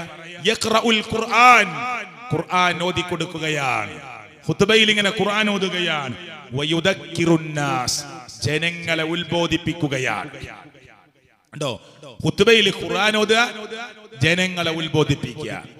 അപ്പോ ഖുത്ബ എന്നത് ഇമാം നബവി, ഷാഫി മദ്ഹബിലെ 2ാം ഷാഫി എന്നറിയപ്പെടുന്ന ഇമാം നബവി പറഞ്ഞ എന്താ അറിയോ? എന്താ പറഞ്ഞത്? ഖുത്ബ അതിന്റെ ലക്ഷ്യം ഉപദേശമാണ്. മഖ്സൂദുൽ ഖുത്ബ, ഖുത്ബയുടെ ലക്ഷ്യം അൽ വഅലു, ഉപദേശമാണ്. അപ്പോ നമ്മുടെ നാട്ടിൽ നടക്കുന്ന ഖുത്ബ ഒരു ഉപദേശമായി നമുക്ക് കിട്ടാറുണ്ടോ പ്രിയപ്പെട്ടവരെ? ഉണ്ടോ? നമ്മുടെ നാട്ടിൽ നടക്കുന്ന ഖുത്ബ ഒരു ഉപദേശമായി നമുക്ക് കിട്ടാറുണ്ടോ? ഇല്ല എന്നാ മനസ്സിലാകുന്നത്, ഇല്ല എന്ന് മനസ്സിലാകുന്നത്. അതുകൊണ്ടാണ് നമുക്ക് പല വിഷയങ്ങളും മനസ്സിലാകാതെ പോകുന്നത്. യുവാക്കളെ, നിങ്ങൾ അള്ളാഹുവിന്റെ ദീനൊന്ന് കേൾക്കുക, പഠിക്കുക. ഈ മരണവുമായി ബന്ധപ്പെട്ട് ഞാൻ അത് മാത്രമേ ഇന്ന് സംസാരിച്ചിട്ടുള്ളൂ. ഖബറുമായി ബന്ധപ്പെട്ട്, മരണവുമായി ബന്ധപ്പെട്ട് ഒരു 3ന്റെ അന്ന് ആളുകളൊക്കെ വിളിച്ചൂട്ടി ഭക്ഷണം കൊടുക്കുക. സെലഫികൾ അതിനെ തെറ്റാന്ന് പറയും. അപ്പൊ നിങ്ങൾ പറയണ്ടോ ഏതെങ്കിലും ഒരാളുകൾക്ക് ഭക്ഷണം കൊടുക്കുന്നതിന് ഇവരെ എതിരല്ല. ഇതൊക്കെ ഷാഫി മദ്ഹബ് എന്ന് പറഞ്ഞിട്ടുണ്ട്. നിങ്ങൾ കേട്ടോ, ഞാൻ ഒരു കിതാബിൽ നിന്നൂടി വായിക്കാം. വഅമ്മാ ഇസ്ലാഹു അഹ്ലിൽ മയ്യിത്തി തുആമൻ വജമ്മുൻ നാസി അലൈഹി ഫലം യുൻകൽ ഫീഹി ശൈഉൻ വഹുവ ബിദ്അ. സുബ്ഹാനല്ലാഹ്, ഇത്ര ക്ലിയർ ആയിട്ടാ പറയണത്. വഅമ്മാ ഇസ്ലാഹു അഹ്ലിൽ മയ്യിത്തി തുആമൻ, ഈ ഒരാൾ മരിച്ചു കഴിഞ്ഞാൽ അതുമായി ബന്ധപ്പെട്ടുകൊണ്ട് ഭക്ഷണം ഉണ്ടാക്കുക. വജമ്മുൻ നാസി അലൈഹി, ആ ഭക്ഷണത്തിലേക്ക് ആളുകളെ വിളിച്ചു കൂട്ടുക. ഫലം യുൻകൽ ഫീഹി ശൈഉൻ, ആ വിഷയത്തിൽ ഒരു തെളിവും ഉദ്ധരിച്ചു വന്നിട്ടില്ല. വഹുവ ബിദ്അ, അത് ബിദ്അത്താണ്. അപ്പൊ കണ്ണൂക്ക് ആണ്ട് 21, 40 ഈ ഏർപ്പാട് ബിദ്അത്താണ്. പ്രിയപ്പെട്ടവരെ, ഇതൊക്കെ ഷാഫി മദ്ഹബിലെ ഗ്രന്ഥത്തിലാണ് പറയുന്നത്. അല്ലാതെ സെലഫികള് ഞങ്ങളുടെ ഇഷ്ടപ്രകാരം ഏതെങ്കിലും മുജാഹിദ് മൗലവിമാരെ എഴുതിയ പുസ്തകം എടുത്ത് ഉദ്ധരിക്കുകയല്ല. ഇത് പള്ളി ദർസിൽ പഠിപ്പിക്കുന്ന കിതാബുകളിലാണ് ഈ കാര്യങ്ങളൊക്കെ പറയുന്നത്. അങ്ങനെ നിങ്ങൾക്ക് ഏത് സംശയമുണ്ടോ? സാധാരണ സലഫികളെ കുറിച്ച് പറയും, അവര് സുബൈക്ക് കുനൂത്ത് ഓതാത്തവരാണ്, ഞങ്ങൾ വിത്റിൽ കുനൂത്ത് ഓതുന്നവരാണ്, അല്ലേ? എന്താ പിന്നെ സുബൈക്ക് ഒരു വാശി? നിങ്ങൾ മനസ്സിലാക്കാൻ വേണ്ടി പറയാ. എന്താ സുബൈക്ക് മാത്രം ഒരു വാശി? സുബൈക്ക് മാത്രം അല്ലാഹുവിന്റെ റസൂലോ സഹാബത്തോ താബീങ്ങളോ തബഅ താബീങ്ങളോ ഒരു കുനൂത്ത് നിർവഹിച്ചിട്ടില്ല. ചെറിയ കാര്യമാണ്, വലിയൊരു വിഷയമായിട്ട് അവതരിപ്പിക്കുകയല്ല, നിങ്ങൾ മനസ്സിലാക്കാൻ വേണ്ടി പറയാണ്. അല്ലാഹുവിന്റെ റസൂൽ സുബൈക്ക് മാത്രം ഒരു കുനൂത്ത് നിർവഹിച്ചിട്ടുണ്ടോ? ഇല്ലാന്ന്. നിങ്ങൾക്കത് ഹദീസിൽ നിന്ന് ഞാൻ വായിച്ച് കൽപ്പിച്ചുതരാം. സംശയം നിങ്ങൾക്ക് തീരാൻ വേണ്ടിയിട്ടാ. സ്വഹാബികൾ പറയുമ്പോൾ നമുക്ക് മനസ്സിലാവുമല്ലോ. അങ്ങനെ ഉണ്ടോന്ന് ആർക്കും പരിശോധിക്കാലോ. വലിയ പണ്ഡിതന്മാരുള്ള നാടല്ലേ, പോയി അന്വേഷിച്ച് പഠിക്കാലോ. നോക്കൂ നിങ്ങള്, അള്ളാഹുവിന്റെ പ്രവാചകൻ ഒരു മാസക്കാലം കുനൂത്തോതി. അത് ഹദീസിൽ വന്നതാ. കനത ശഹ്റൻ യദ്ഉ അലാ അഹ്യാഇ മിൻ അഹ്യാഇൽ അറബ്. അറബി ഗോത്രങ്ങളിൽപ്പെട്ട ഒരു ഗോത്രത്തിനെതിരെയുള്ള പ്രാർത്ഥനയായിരുന്നു. സുമ്മ തറക്കഹു, പിന്നീട് ആ കുനൂത്ത് ഉപേക്ഷിച്ചു. ഇമാം മുസ്ലിം ഉദ്ധരിക്കുന്ന ഹദീസാണ്. ഇനി അടുത്ത ഹദീസ് കേട്ടോളൂ. അന്നബി മാലിക് അൽ-അശ്അരി റളിയല്ലാഹു അൻഹു അബീഹി, സഹാബി ഉദ്ധരിക്കുകയാണ് കേട്ടോ.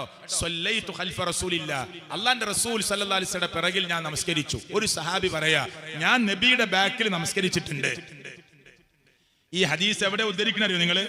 സുബഹിയുടെ കുനൂത്തുമായി ബന്ധപ്പെട്ട വിഷയത്തിലാണ് ഹദീസിന്റെ ഗ്രന്ഥങ്ങളിൽ ഇത് ഉദ്ധരിക്കുന്നത് എന്ന് പ്രത്യേകം മനസ്സിലാക്കുക. ഞാൻ നബിയുടെ ബാക്കിൽ നമസ്കരിച്ചു, എന്നിട്ടോ ഫലം യകുനുത്, അള്ളാഹുവിന്റെ പ്രവാചകൻ സുബഹിക്കൊരു കുനൂത്ത് ഓതിയിട്ടില്ല. ശ്രദ്ധിച്ചോളൂ കേട്ടോ, നീ കേട്ടോളൂ. വസല്ലൈതു ഖൽഫ അബീബക്കർ, ഞാൻ അബൂബക്കർ സിദ്ദീഖ് റളിയല്ലാഹുവിന്റെ പിറകിൽ നമസ്കരിച്ചു. ഫലം യകുനുത്, അവിടുന്ന് കുനൂത്ത് ഓതിയില്ല. വസല്ലൈതു ഖൽഫ ഉമർ, ഞാൻ ഉമർ റളിയല്ലാഹുവിന്റെ പിറകിൽ നമസ്കരിച്ചു. ഫലം യകുനുത്, അവിടുന്ന് കുനൂത്ത് ഓതിയില്ല. വസല്ലൈതു ഖൽഫ ഉസ്മാൻ, ഉസ്മാൻ റളിയല്ലാഹുവിന്റെ പിന്നിലും ഞാൻ നമസ്കരിച്ചു. ഫലം യകുനുത്, അവിടുന്ന് കുനൂത്ത് ഓതിയിട്ടില്ല. വസല്ലൈതു ഖൽഫ അലി, ഞാൻ അലി റളിയല്ലാഹുവിന്റെ പിന്നിലും നമസ്കരിച്ചു. ഫലം യകുനുത്, അവിടുന്ന് കുനൂത്ത് ഓതിയില്ല. എന്നിട്ട് സഹാബിന്റെ മോനോട് പറയാ, യാ ബുനയ്യ, പൊന്നാര മോനെ, ഇന്നഹാ ബിദ്അ, ഈ സുബഹിക്ക് മാത്രമുള്ള ഒരു കുനൂത്ത്, ഇന്നഹാ ബിദ്അ, അത് ബിദ്അത്താണ് മോനെ. ഇതിലാറ് വലിയ തെളിവ് എന്താ വേണ്ടത്? ഒരു സഹാബി നബിയുടെ ബാക്ക് ആ 4 ഖലീഫമാരുടെ പിറകിലും നമസ്കരിച്ച സഹാബി പറയാണ് മോനോട്, സുബഹിക്ക് മാത്രമുള്ള ഒരു കുനൂത്ത് ബിദ്അത്താണ് മോനെ. ഇതാ സെലഫികൾ സ്വീകരിക്കണത്. അല്ലാതെ കുനൂത്ത് എന്നോട് എതിരുണ്ടായിട്ടല്ല. വിത്തറിൽ കുനൂത്ത് ഓതുന്നില്ലേ? ഇല്ലേ? സുബൈക്ക് മാത്രമുള്ള ഒരു കുനൂത്ത് അള്ളാന്റെ റസൂലോ സഹാബത്തോ താബീങ്ങളോ തബഅ താബീങ്ങളോ നടത്തിയിട്ടില്ല. അതുകൊണ്ട് നമ്മൾ നടത്തുന്നില്ല. അവർ ബിദ്അത്ത് ദീനിൽ ഉണ്ടാക്കാൻ നമുക്ക് അധികാരമില്ല. അത്രയാണ് വിഷയത്തിൽ പഠിക്കേണ്ടത്.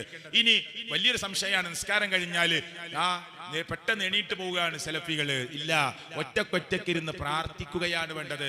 പെട്ടെന്ന് ഒരാൾക്ക് ട്രെയിനിൽ പോകാനുണ്ട്, ഒരാൾക്ക് ബസ്സിൽ കയറാനുണ്ട്, ഒരാൾക്ക് ഫ്ലൈറ്റിൽ എയർപോർട്ടിലേക്ക് പോകാനുണ്ട്, ഒരാൾക്ക് പെട്ടെന്ന് ഉമ്മ ഒറ്റക്കാണ്, പെട്ടെന്ന് പോകാനുണ്ട്.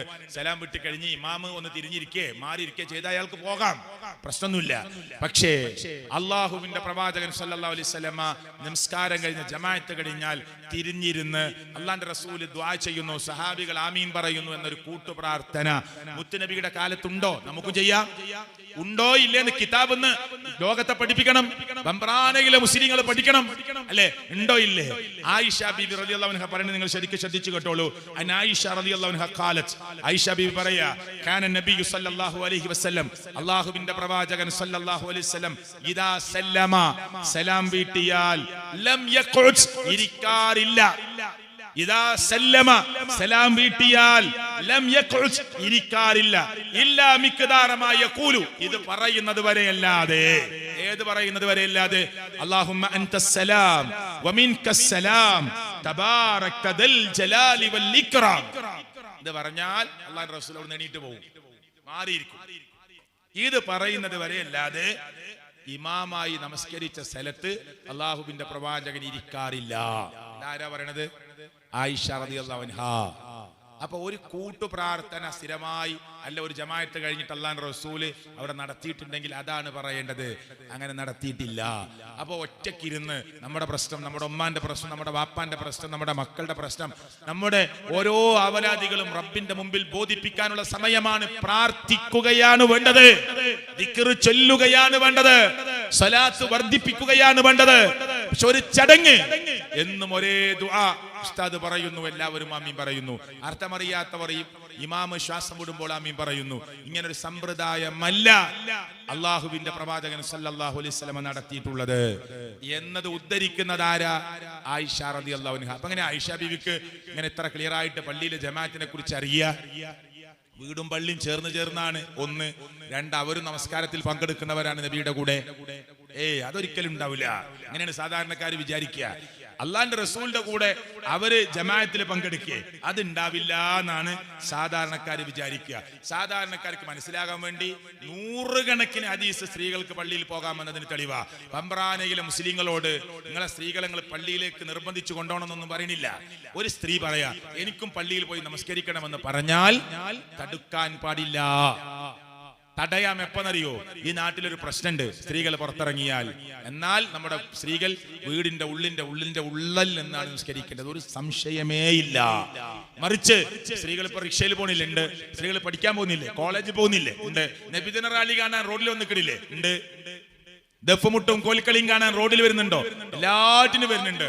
പർദ്ദയും മഫ്തിയും കൂടി ഇടാതെ സാധാരണ വീട്ടിലിരുന്ന ഡ്രസ് ഇട്ടിട്ട് റോഡിൽ വന്നിക്കുന്നുണ്ട് കോൽക്കളി കാണാൻ. അതിനൊക്കെ വരാം നമ്മുടെ സ്ത്രീകൾക്ക്. അള്ളാന്റെ പള്ളിയിൽ ഭർത്താവിന്റെ കൂടെ ബൈക്കിൽ കയറി, പാപ്പാന്റെ കൂടെ കാറിൽ പോയി, ഭർത്താവിന്റെ കൂടെ കാറിൽ പോയി, സ്ത്രീകൾ കൊതു കൊടുക്കാൻ വേറെ സ്ഥലം, അവർക്ക് വേറെ വാതിൽ, അവർക്ക് നമസ്കരിക്കാൻ വേറെ റൂം. ആ ഇമാമ് ഓതുന്നത് കേട്ട് അവിടുത്തെ മൈക്രോഫോൺ ഉപയോഗിച്ച് കേട്ടുകൊണ്ട് ജമാഅത്തിൽ പങ്കെടുത്താൽ മാത്രം ഒരു ഫിത്ന. അങ്ങനെ ഇസ്ലാം പഠിപ്പിച്ചിട്ടില്ല. എത്ര ഹദീസ് ഉണ്ട് സുഹൃത്തുക്കളെ. ഒന്ന് രണ്ട് ഹദീസ് ഞാൻ നിങ്ങൾക്ക് കേൾപ്പിക്കാൻ, ശരിക്കും ശ്രദ്ധിച്ചു കേട്ടോളൂ. ഒന്ന്, ലാ തംനഉ ഇമാ അല്ലാഹി മസാജിദ് അല്ലാഹ്. അള്ളാന്റെ സ്ത്രീകളെ, അള്ളാന്റെ അടിയാത്തുകളെ, അള്ളാന്റെ അടിമകളായ സ്ത്രീകളെ പള്ളിയെ തൊട്ട് തടയരുത്. ഒന്ന്, ഇത് ബുഖാരി ഉദ്ധരിക്കുന്നു 900 നമ്പർ ഹദീസില്, മുസ്ലിം ഉദ്ധരിക്കുന്നു 442.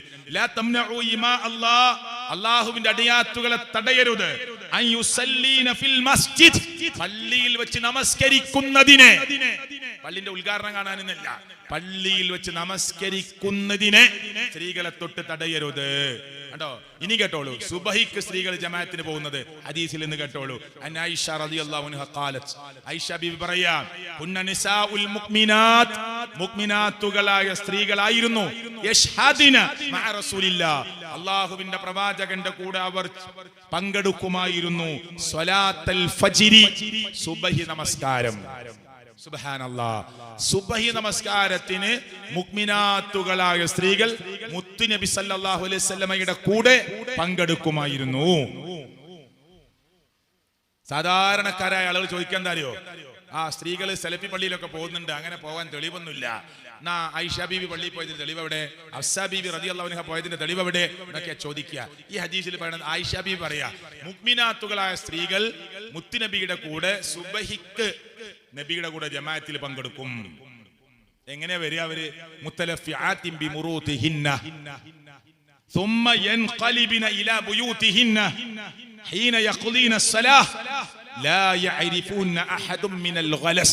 سبحان الله. ബുഖാരി 578, ബുഖാരി 867, മുസ്ലിം 230, മുസ്ലിം 231, മുസ്ലിം 235, മുസ്ലിം 645. എത്ര ഹദീസാ! എന്താ പറയണത്? സുബഹിക്കവർ മൂടി പുതച്ചിട്ടാണ് വരിക, മൂടി പുതച്ചുകൊണ്ട് വരും. നമസ്കാരം കഴിഞ്ഞാൽ അവർ അവരുടെ വീടുകളിലേക്ക് മടങ്ങിപ്പോകും. പോരാ, മടങ്ങിപ്പോകുന്ന അവരെ ഇരുട്ടുകൊണ്ട് ആരാണെന്ന് തിരിച്ചറിയുമായിരുന്നില്ല. ഇങ്ങനെ ഒരു ഹദീസ് ബുഖാരി ഉദ്ധരിച്ചതാ, മുസ്ലിം ഉദ്ധരിച്ചതാ. ഇത് പറയുമ്പോ പണ്ഡിതന്മാര് സാധാരണക്കാരോട് പറയണ എന്താ അറിയോ? അങ്ങനെ ഹദീസ് ഉണ്ട്, ഇല്ലാതെ പറ്റൂല, ബുഖാരി മുസ്ലിം ഉദ്ധരിച്ച ഹദീസല്ലേ. അത് സ്ത്രീകൾ വീടിന്റെ ഉള്ളിൽ നിസ്കരിച്ചതാ പറയുന്നത്. നഊദു ബില്ലാഹ്. വീടിന്റെ ഉള്ളിൽ നിസ്കരിച്ച്, വീടിന്റെ ഉള്ളിൽ റൂം നിസ്കരിക്കാനുണ്ട്, അവിടെ നിസ്കരിച്ചതിനെ കുറിച്ചാണെങ്കിൽ മൂടി പുതച്ചിട്ടാണ് അവർ വരിക നബിയുടെ കൂടെ നിസ്കരിക്കാൻ. എന്നിട്ടോ നിസ്കാരം കഴിഞ്ഞിട്ട് അവർ മടങ്ങി പോകുമ്പോ ഇരുട്ടുകൊണ്ട് ആർക്കും മനസ്സിലാകുമായിരുന്നില്ല. നിസ്കാരം കഴിഞ്ഞ ഉടനെ അവർ വീടുകളിലേക്ക് മടങ്ങിപ്പോകും. വീട്ടിന്റെ ഉള്ളിലത്തെ റൂമിൽ നിസ്കരിച്ചിട്ട് അടുത്ത ബെഡ്റൂമൊക്കെ മാറിയാല് ഭർത്താവ് പറയോ, ഭാര്യ നിസ്കാരം കഴിഞ്ഞ് വീട്ടിലേക്ക് മടങ്ങിപ്പോയി. ഉമ്മ നിസ്കാരം കഴിഞ്ഞ ഉടനെ വീട്ടിലേക്ക് മടങ്ങിപ്പോയി. എവിടുന്ന്? വീട്ടിന്റെ ഉള്ളിൽ ഒരു റൂം നിസ്കരിക്കാണ്ട്, അവിടെ മുസലട്ട് നിസ്കരിച്ചതാ. അപ്പൊ കുട്ടികൾ പറയാണ്, ആരാണ് പോണേ? ഇരുട്ടോണ്ട് ആളെ മനസ്സിലാവണില്ല. പിന്നെ നിസ്കാരം കഴിഞ്ഞിട്ട് ഈ റൂമിൽ നിന്ന് അടുത്ത റൂമിലേക്ക് പോയപ്പോ വീട്ടിലത്തെ ആൾക്കാർ പറയാ അവര് നിസ്കാരം കഴിഞ്ഞ ഉടനെ വീടുകളിലേക്ക് മടങ്ങിപ്പോയി. ഇതാണോ ഈ പറയുന്നത് ഹദീസില്? നിങ്ങൾ ചിന്തിക്കൂ, ബുദ്ധിയില്ലേ മനുഷ്യർക്കൊക്കെ? മുക്മിനാത്തുകളായ സ്ത്രീകൾ മുത്തുനബിയുടെ കൂടെ സുബഹി നമസ്കാരത്തിന് പങ്കെടുക്കും. മൂടി പുതച്ചിട്ടാണ് അവർ വരിക. നിസ്കാരം കഴിഞ്ഞ ഉടനെ അവർ അവരുടെ വീടുകളിലേക്ക് മടങ്ങിപ്പോകും. ഇരുട്ടുകൊണ്ട് ആരാണ് പോകുന്നതെന്ന് മനസ്സിലാകുമായിരുന്നില്ല. ഇത്ര ക്ലിയറായി സുബഹിക്കു വരെ.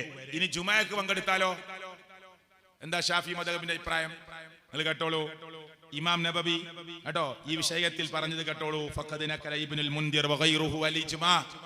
ഇബ്നുൽ മുൻദിറും അല്ലാത്തവരും ഐക്യകണ്ഠേന പ്രഖ്യാപിച്ചിട്ടുണ്ട്, ഇജ്മാ ആയി പറഞ്ഞിട്ടുണ്ട്. എന്താ പറഞ്ഞത്? അല അന്നഹാ ലൗ ഹളറത് വസല്ലത്തിൽ ജുമുഅ ജാസ. ഒരു പെണ്ണ്, ഒരു സ്ത്രീ ജുമുഅക്ക് വന്നു, ജുമുഅയിൽ പങ്കെടുത്തു, നമസ്കരിച്ചു, എന്നാൽ അവളുടെ നമസ്കാരം അനുവദനീയമാണ്. കാരണം വഖദ് സബതത്തിൽ അഹാദീസു സ്വഹീഹ അൽ മുസ്തഫീദ. നല്ല ക്ലിയറായ ഹദീസ് ആ വിഷയത്തിൽ വന്നിട്ടുണ്ട്. എന്താ ഹദീസ് വന്നത്? അന്ന നിസാ, സ്ത്രീകൾ, കുന്ന യുസല്ലീന, അവർ നമസ്കരിക്കുന്നവരായിരുന്നു, ഖൽഫ റസൂലില്ലാഹി സ്വല്ലല്ലാഹു അലൈഹി വസല്ലം, നബി സല്ലല്ലാഹു അലൈഹി വസല്ലമയുടെ പിറകിൽ, ഫീ മസ്ജിദിഹി, മുത്തുനബിയുടെ പള്ളിയിൽ, ഖൽഫ റിജാൽ, പുരുഷന്മാരുടെ പിറകിൽ. എന്താ പറഞ്ഞത്? ഐക്യകണ്ഠേന പ്രഖ്യാപിച്ചു. ഒരു പെണ്ണ് ജുമുഅക്ക് പങ്കെടുത്താൽ ജുമുഅ അനുവദനീയമാണ് അവൾക്ക്. കാരണം മുത്തുനബിയുടെ പള്ളിയിൽ, മുത്തുനബിയുടെ പിറകിൽ, പുരുഷന്മാരുടെ പിറകിൽ സ്ത്രീകൾ നമസ്കരിച്ചിട്ടുണ്ടായിരുന്നു എന്നത് എങ്ങനെ വന്നു? വഖദ് സബതത്തിൽ അഹാദീസു സ്വഹീഹ അൽ മുസ്തഫീദ. കുറ്റമറ്റ പരമ്പരയിലൂടെ ക്ലിയറായി നല്ല സ്വഹീഹായ ഹദീസിൽ ഉദ്ധരിച്ചു വന്നിട്ടുണ്ട്. ഈ വിഷയത്തിലാണ് മുസ്ലിം ഉമ്മത്ത് തർക്കിച്ചുകൊണ്ടിരിക്കുന്നത്. അപ്പൊ സലഫികൾ ഒരു വിഷയം നിങ്ങളുടെ മുമ്പിൽ പറയുന്നത്, പ്രിയപ്പെട്ടവരെ, ഒരു വാശിയുടെ പുറത്ത് സംസാരിക്കുന്നതല്ല. അതുകൊണ്ട് സഹോദരങ്ങളെ, ബംബ്രാനയിലെ സുഹൃത്തുക്കളെ, എന്നെ കേട്ടവരെ, നമുക്ക് ഇൻഷാ അല്ലാഹ് ഇനി മറ്റൊരു സമയത്ത് സംസാരിക്കാം, പടച്ചവന്റെ തൗഫീഖ് ഉണ്ടെങ്കിൽ. പക്ഷെ നമ്മളൊന്ന് മനസ്സിലാക്കുക, ഇന്ന് കേരളത്തിലെ മുസ്ലിം ഉമ്മത്ത് എത്തി നിൽക്കുന്ന അവസ്ഥ വളരെ അപകടം പിടിച്ചതാണ്, വളരെ അപകടം പിടിച്ചതാണ്. ആ അപകടത്തെ നിങ്ങൾ തിരിച്ചറിയണം. കാരണം ഇന്ന് ഒരു മനുഷ്യൻ 60 കൊല്ലത്തിലധികം കാലം മനുഷ്യരുടെ കൂട്ടത്തിൽ ജീവിച്ച് CM എന്ന് പറയുന്ന കോഴിക്കോട് ജില്ലയിലെ മടവൂർ പ്രദേശത്ത് ജനിച്ച് പല നാടുകളിലായി സഞ്ചരിച്ച് മാനസികമായ അസുഖം ബാധിച്ച് കാലിന്റെ വിരൽ പഴുത്ത് ഒലിച്ചിട്ട് അതുപോലും ചികിത്സിക്കാൻ പേടി തോന്നി ചികിത്സിക്കാതെ ലോകത്തിന് മാനസിക വിഭ്രാന്തിയിൽ മരിച്ചുപോയ പാവപ്പെട്ട ഒരു മനുഷ്യൻ, ഞാൻ അയാൾക്ക് വേണ്ടി പ്രാർത്ഥിക്കുന്നു. അള്ളാഹു അദ്ദേഹത്തിന് പുറത്തു കൊടുക്കുമാറാകട്ടെ. ആർക്ക്? CM-ന്. കാരണം മാനസിക സുഖമില്ലാതെ മരിച്ച ആളാ. അള്ളാഹു അദ്ദേഹത്തിന് പുറത്തു കൊടുക്കുമാറാകട്ടെ. സുഖമില്ലാതെ മരിച്ച ആളാണ്, മാനസിക പ്രശ്നത്തിൽ മരിച്ച ആളാ. ഈ മനുഷ്യനെ പടച്ചോനാണ് ഞങ്ങളുടെ പടച്ചോൻ. ആര്? CM. ഞങ്ങളുടെ പടച്ചോൻ എവിടെ എത്തി? ഇതിനു മുമ്പ് ഫിറഔൻ അങ്ങനെ പറഞ്ഞേ, സ്വന്തം ഞാൻ പടച്ചോനാണ്. അന റബ്ബുകുമുൽ അഅ്ലാ, ഞാനാണ് എല്ലാവരുടെയും റബ്ബ്, ഉന്നതനായ റബ്ബ്. അഹങ്കാരത്തിന്റെ ഉച്ചിയിൽ കയറി നിന്ന് ലോകത്തിന്റെ മുമ്പാകെ ഫിറഔൻ പറഞ്ഞിട്ടുണ്ട്, ഞാനാണ് എല്ലാവരുടെയും ഉന്നതനായ റബ്ബ്. ഇന്ന് ആ പടച്ചോനാന്ന് സ്വയം പറഞ്ഞു എന്നൊക്കെ പറയുന്നുണ്ട്. നഊദുബില്ലാ, നമ്മളിലേക്ക് പോടില്ല. ഏതായാലും പടച്ചോനാണ് CM എന്ന് പാട്ടുപാടുമ്പോ അതിനെപ്പോലും ന്യായീകരിക്കാൻ ആളുകളുള്ള ഒരു നാടായി മലയാളം അറിയുന്ന ഈ മനുഷ്യർ മാറിക്കൊണ്ടിരിക്കുന്നു എന്ന ദയനീയമായ രംഗം ഗൗരവത്തോട് കൂടി കാണണം. ഇത് അപകടമാണ്. ബാക്കി ഇൻഷാ അല്ലാഹ് മറ്റു സമയത്ത് നമുക്ക് സംസാരിക്കാം. ഈ അപകടത്തെ ചെറുപ്പക്കാരെ നിങ്ങൾ പഠിക്കണം. മുജാഹിദ് പ്രസ്ഥാനം, സലഫി പ്രസ്ഥാനം അള്ളാഹുവിന്റെ ഖുർആനിലേക്കും സുന്നത്തിലേക്കുമാണ് നിങ്ങളെ ക്ഷണിക്കുന്നത്. കെട്ടുകഥകളിലേക്കല്ല, വാറോലകളിലേക്കല്ല, ഏതെങ്കിലും ആളുകൾ എഴുതിയുണ്ടാക്കിയ മാലപ്പാട്ടുകളിലേക്കല്ല. നിങ്ങളെ ഞങ്ങൾ ക്ഷണിക്കുന്നത് അള്ളാഹുവിന്റെ ഖുർആനിലേക്കാണ്, പ്രവാചകൻ മുഹമ്മദ് സല്ലല്ലാഹു അലൈഹി വസല്ലമയുടെ തിരുസുന്നത്തിലേക്കാണ്. മുത്തുനബിയുടെ പേരിൽ സ്വലാത്ത് വർദ്ധിപ്പിക്കാനാണ് പറയുന്നത്, ദിക്റുകൾ വർദ്ധിപ്പിക്കാനാണ് പറയുന്നത്. അള്ളാഹുവിന്റെ ഖുർആൻ വരെ പറഞ്ഞത് ഇന്നല്ലാഹു വമലായികതഹു യുസല്ലൂന അലൻ നബി യാ അയ്യുഹല്ലദീന ആമനു സ്വല്ലു അലൈഹി വസല്ലിമു തസ്ലീമാ. സ്വലാത്ത് ചെല്ലാനാണ് പറയുന്നത് ഖുർആൻ. ആ സലാം പറയാനാണ് പറയുന്നത് ഖുർആൻ. അതുകൊണ്ട് നബിയുടെ മേലുള്ള സ്വലാത്ത് വർദ്ധിപ്പിക്കുക, സലാം വർദ്ധിപ്പിക്കുക, സലാം പറയുക, ഇതൊക്കെ നമ്മൾ ചെയ്യേണ്ട കാര്യമാണ്. പക്ഷേ നാരിയ സ്വലാത്ത് അല്ലാഹുവിന്റെ റസൂൽ പഠിപ്പിച്ചതല്ല. മുസ്ലിങ്ങളെ, റംസാനിലെ യുവാക്കളെ, സ്വലാത്ത് ഉണ്ട് എന്ന് പറയുമ്പോൾ നാരിയ സ്വലാത്ത് ഇല്ല. അല്ലാഹുവിന്റെ റസൂലിന് പരിചയമില്ല, സ്വഹാബത്തിന് പരിചയമില്ല, താബീങ്ങൾക്ക് പരിചയമില്ല, തബഅു താബീങ്ങൾക്ക് പരിചയമില്ല. മനസ്സിലായില്ലേ? നബിയെ സ്വപ്നത്തിൽ കാണാനുള്ള താജുസ് സലാത്ത് നബിക്ക് അറിയില്ല, അങ്ങനെ പഠിപ്പിച്ചിട്ടില്ല. സഹാബത്തിന് അറിയില്ല, താബീങ്ങൾക്ക് അറിയില്ല. ധാരോ എഴുതിണ്ടാക്കിയ ഒരു സ്വലാത്താ. അപ്പൊ എന്തിനെയാണ് എതിർക്കുന്നത്? ഏതാണ് ഉള്ളത്, ഏതാണ് ഇല്ലാത്തത്, രണ്ടും വേർതിരിച്ചു പഠിക്കണം.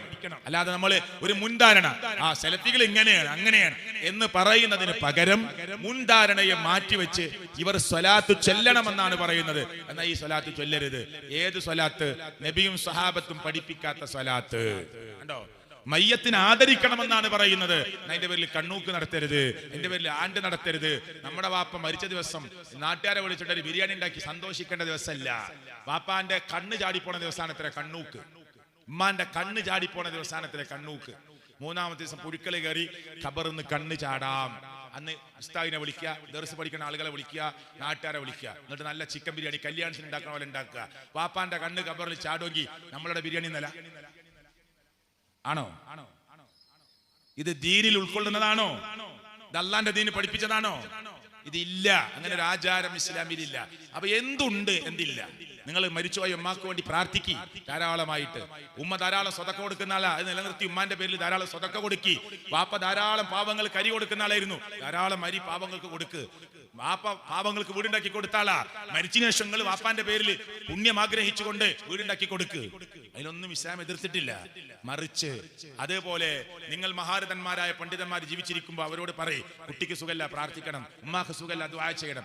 അവര് മരിച്ചാൽ അവരുടെ ഖബറിന്റെ മുമ്പിൽ ചെന്ന് എന്റെ കുട്ടിക്ക് സുഖല്ല, നിങ്ങളൊന്ന് അള്ളാഹിനോട് പറയണമെന്ന് അവരെ ഏൽപ്പിക്കാൻ അത് ഇസ്ലാം പഠിപ്പിച്ചിട്ടില്ല. പിന്നെന്ത് മരണാണ്?